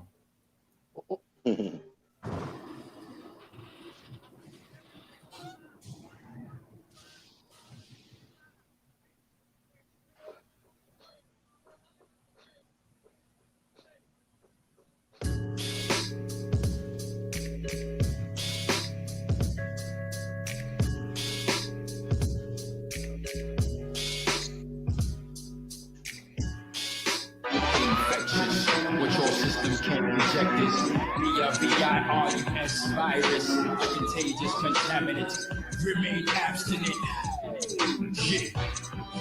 All has been forewarned, raw spawns off lethal infectious. Noxious concoctions like toxins, relentless. There ain't much that you can do to prevent this. Disastrous, these actions that happen and are like the forces of nature.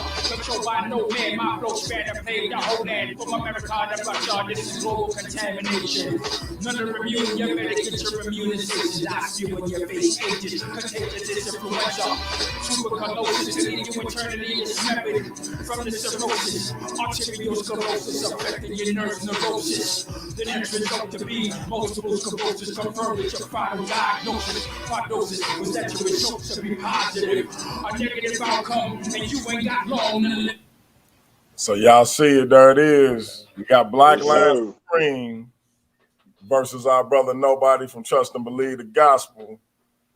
Again, is the black church an extension of the European church, and is Christianity part and parcel to white supremacy? That's December 18th, only on Zoom pay-per-view. We only charging $5. We hope everybody go ahead and chip in on that. I'm gonna have a link to buy tickets up this coming Wednesday. So when we jump in for the show, you will be able to purchase the link. If for whatever reason the show is canceled, I'm still gonna post a video with another version, an updated version of that promo with the link in the description for you to purchase your ticket. So either way it goes, this Wednesday, the tickets will be on sale. It's a month out. It's only $5. Get your tickets to see Black Lion Supreme and Nobody from Trust and Believe the Gospel go in. And we had some issues because we was going to do this again. We was going to do something similar with Cap and Nobody. We had some issues with the link. If for some reason that continues to happen, we will make adjustments. But until we get some reports back that that's what's happening, we're gonna move forward in this fashion. But if we do get some indication that's a problem again, we'll figure it out from there. And if we got to put it on just on the channel, regular smegular, I still compensate the brothers out of my own pocket. But we're gonna try to do a Zoom pay-per-view, $5. Nothing crazy. Support the channel, support the brothers. This one's on me. I want you to take that and invest it into the channel. I appreciate it. I'm doing this for the pleasure. Nothing. Hey, real talk. Hey, our brother nobody been asking for a long time. So my brother, hey, you know you my little bro. Be careful what you ask for. Okay. Yeah, I'm doing this for the pleasure, bro. You take that, you invest it in the channel. Yeah, and I'm waiting on my interview. I feel you on that one right there. You say that again, bro. I said I'm waiting on my interview. Oh yeah, man, we got to set that up, man. Now that you we connected on Facebook, we're gonna set that up for sure. Matter of fact, close out and let everybody know where to find you because everybody else already did it. Mm-hmm. Peace. My name online is Inyame Mbutu. You can catch me on Facebook mostly. But man, I've been dealing so much with the fam, I ain't had time to really get into it. But I'm gonna get me and my family in. That's a part of my Ubuntu. I got a pretty large family. And with all this gender wars, I want to show that the center of all this is the family. No doubt. If we get back to the family, we don't have time to fight one another. Mm-hmm. Real talk. And I want to say, hey, brother, we appreciate you jumping on. I appreciate you reaching out to me, and we definitely gonna get that interview on. And I'm doing that before the week out. I'm gonna get with you tomorrow and see if we can get that on the docket for this week. And like I said, shout out to you for jumping on and contributing. And shout out to the rest of the panel, brothers. I appreciate y'all. We're gonna definitely follow up on this, man. Yes, this clearly ain't a closed issue. Right. And the brother came on. Shout out to Leandre for coming on and actually addressing the issue. And speaking his speech from his perspective and saying how he felt about it. Right. One thing we can't do, and I don't believe in that anyway, is speak on a particular thing and not allow the people who we speaking on to come in and speak in return. So salute to him for coming on and addressing what myself in particular was saying, because he and I had a one-on-one conversation that sparked this show and the title of the show. So I definitely want to give him props for that, because a lot of people would have stayed away and took that as an excuse not to ever engage again. But instead, that brother came on and engaged, said what he had to say. He ducked out when it came to Black Line, but they got some personal animus, so I ain't gonna hold that against them. I have a way of doing that to people, bro. I have a way of doing that. No doubt. So I want to say salute to everybody in the chat. Black Line, everything is everything. Google Scholar, Peace. Hotel. If I didn't mention you, charge it to my heart, not to my head. We're gonna be black at it again. This is Paradigm Shift TV 314. We out of here. Peace. That's what's up. Peace.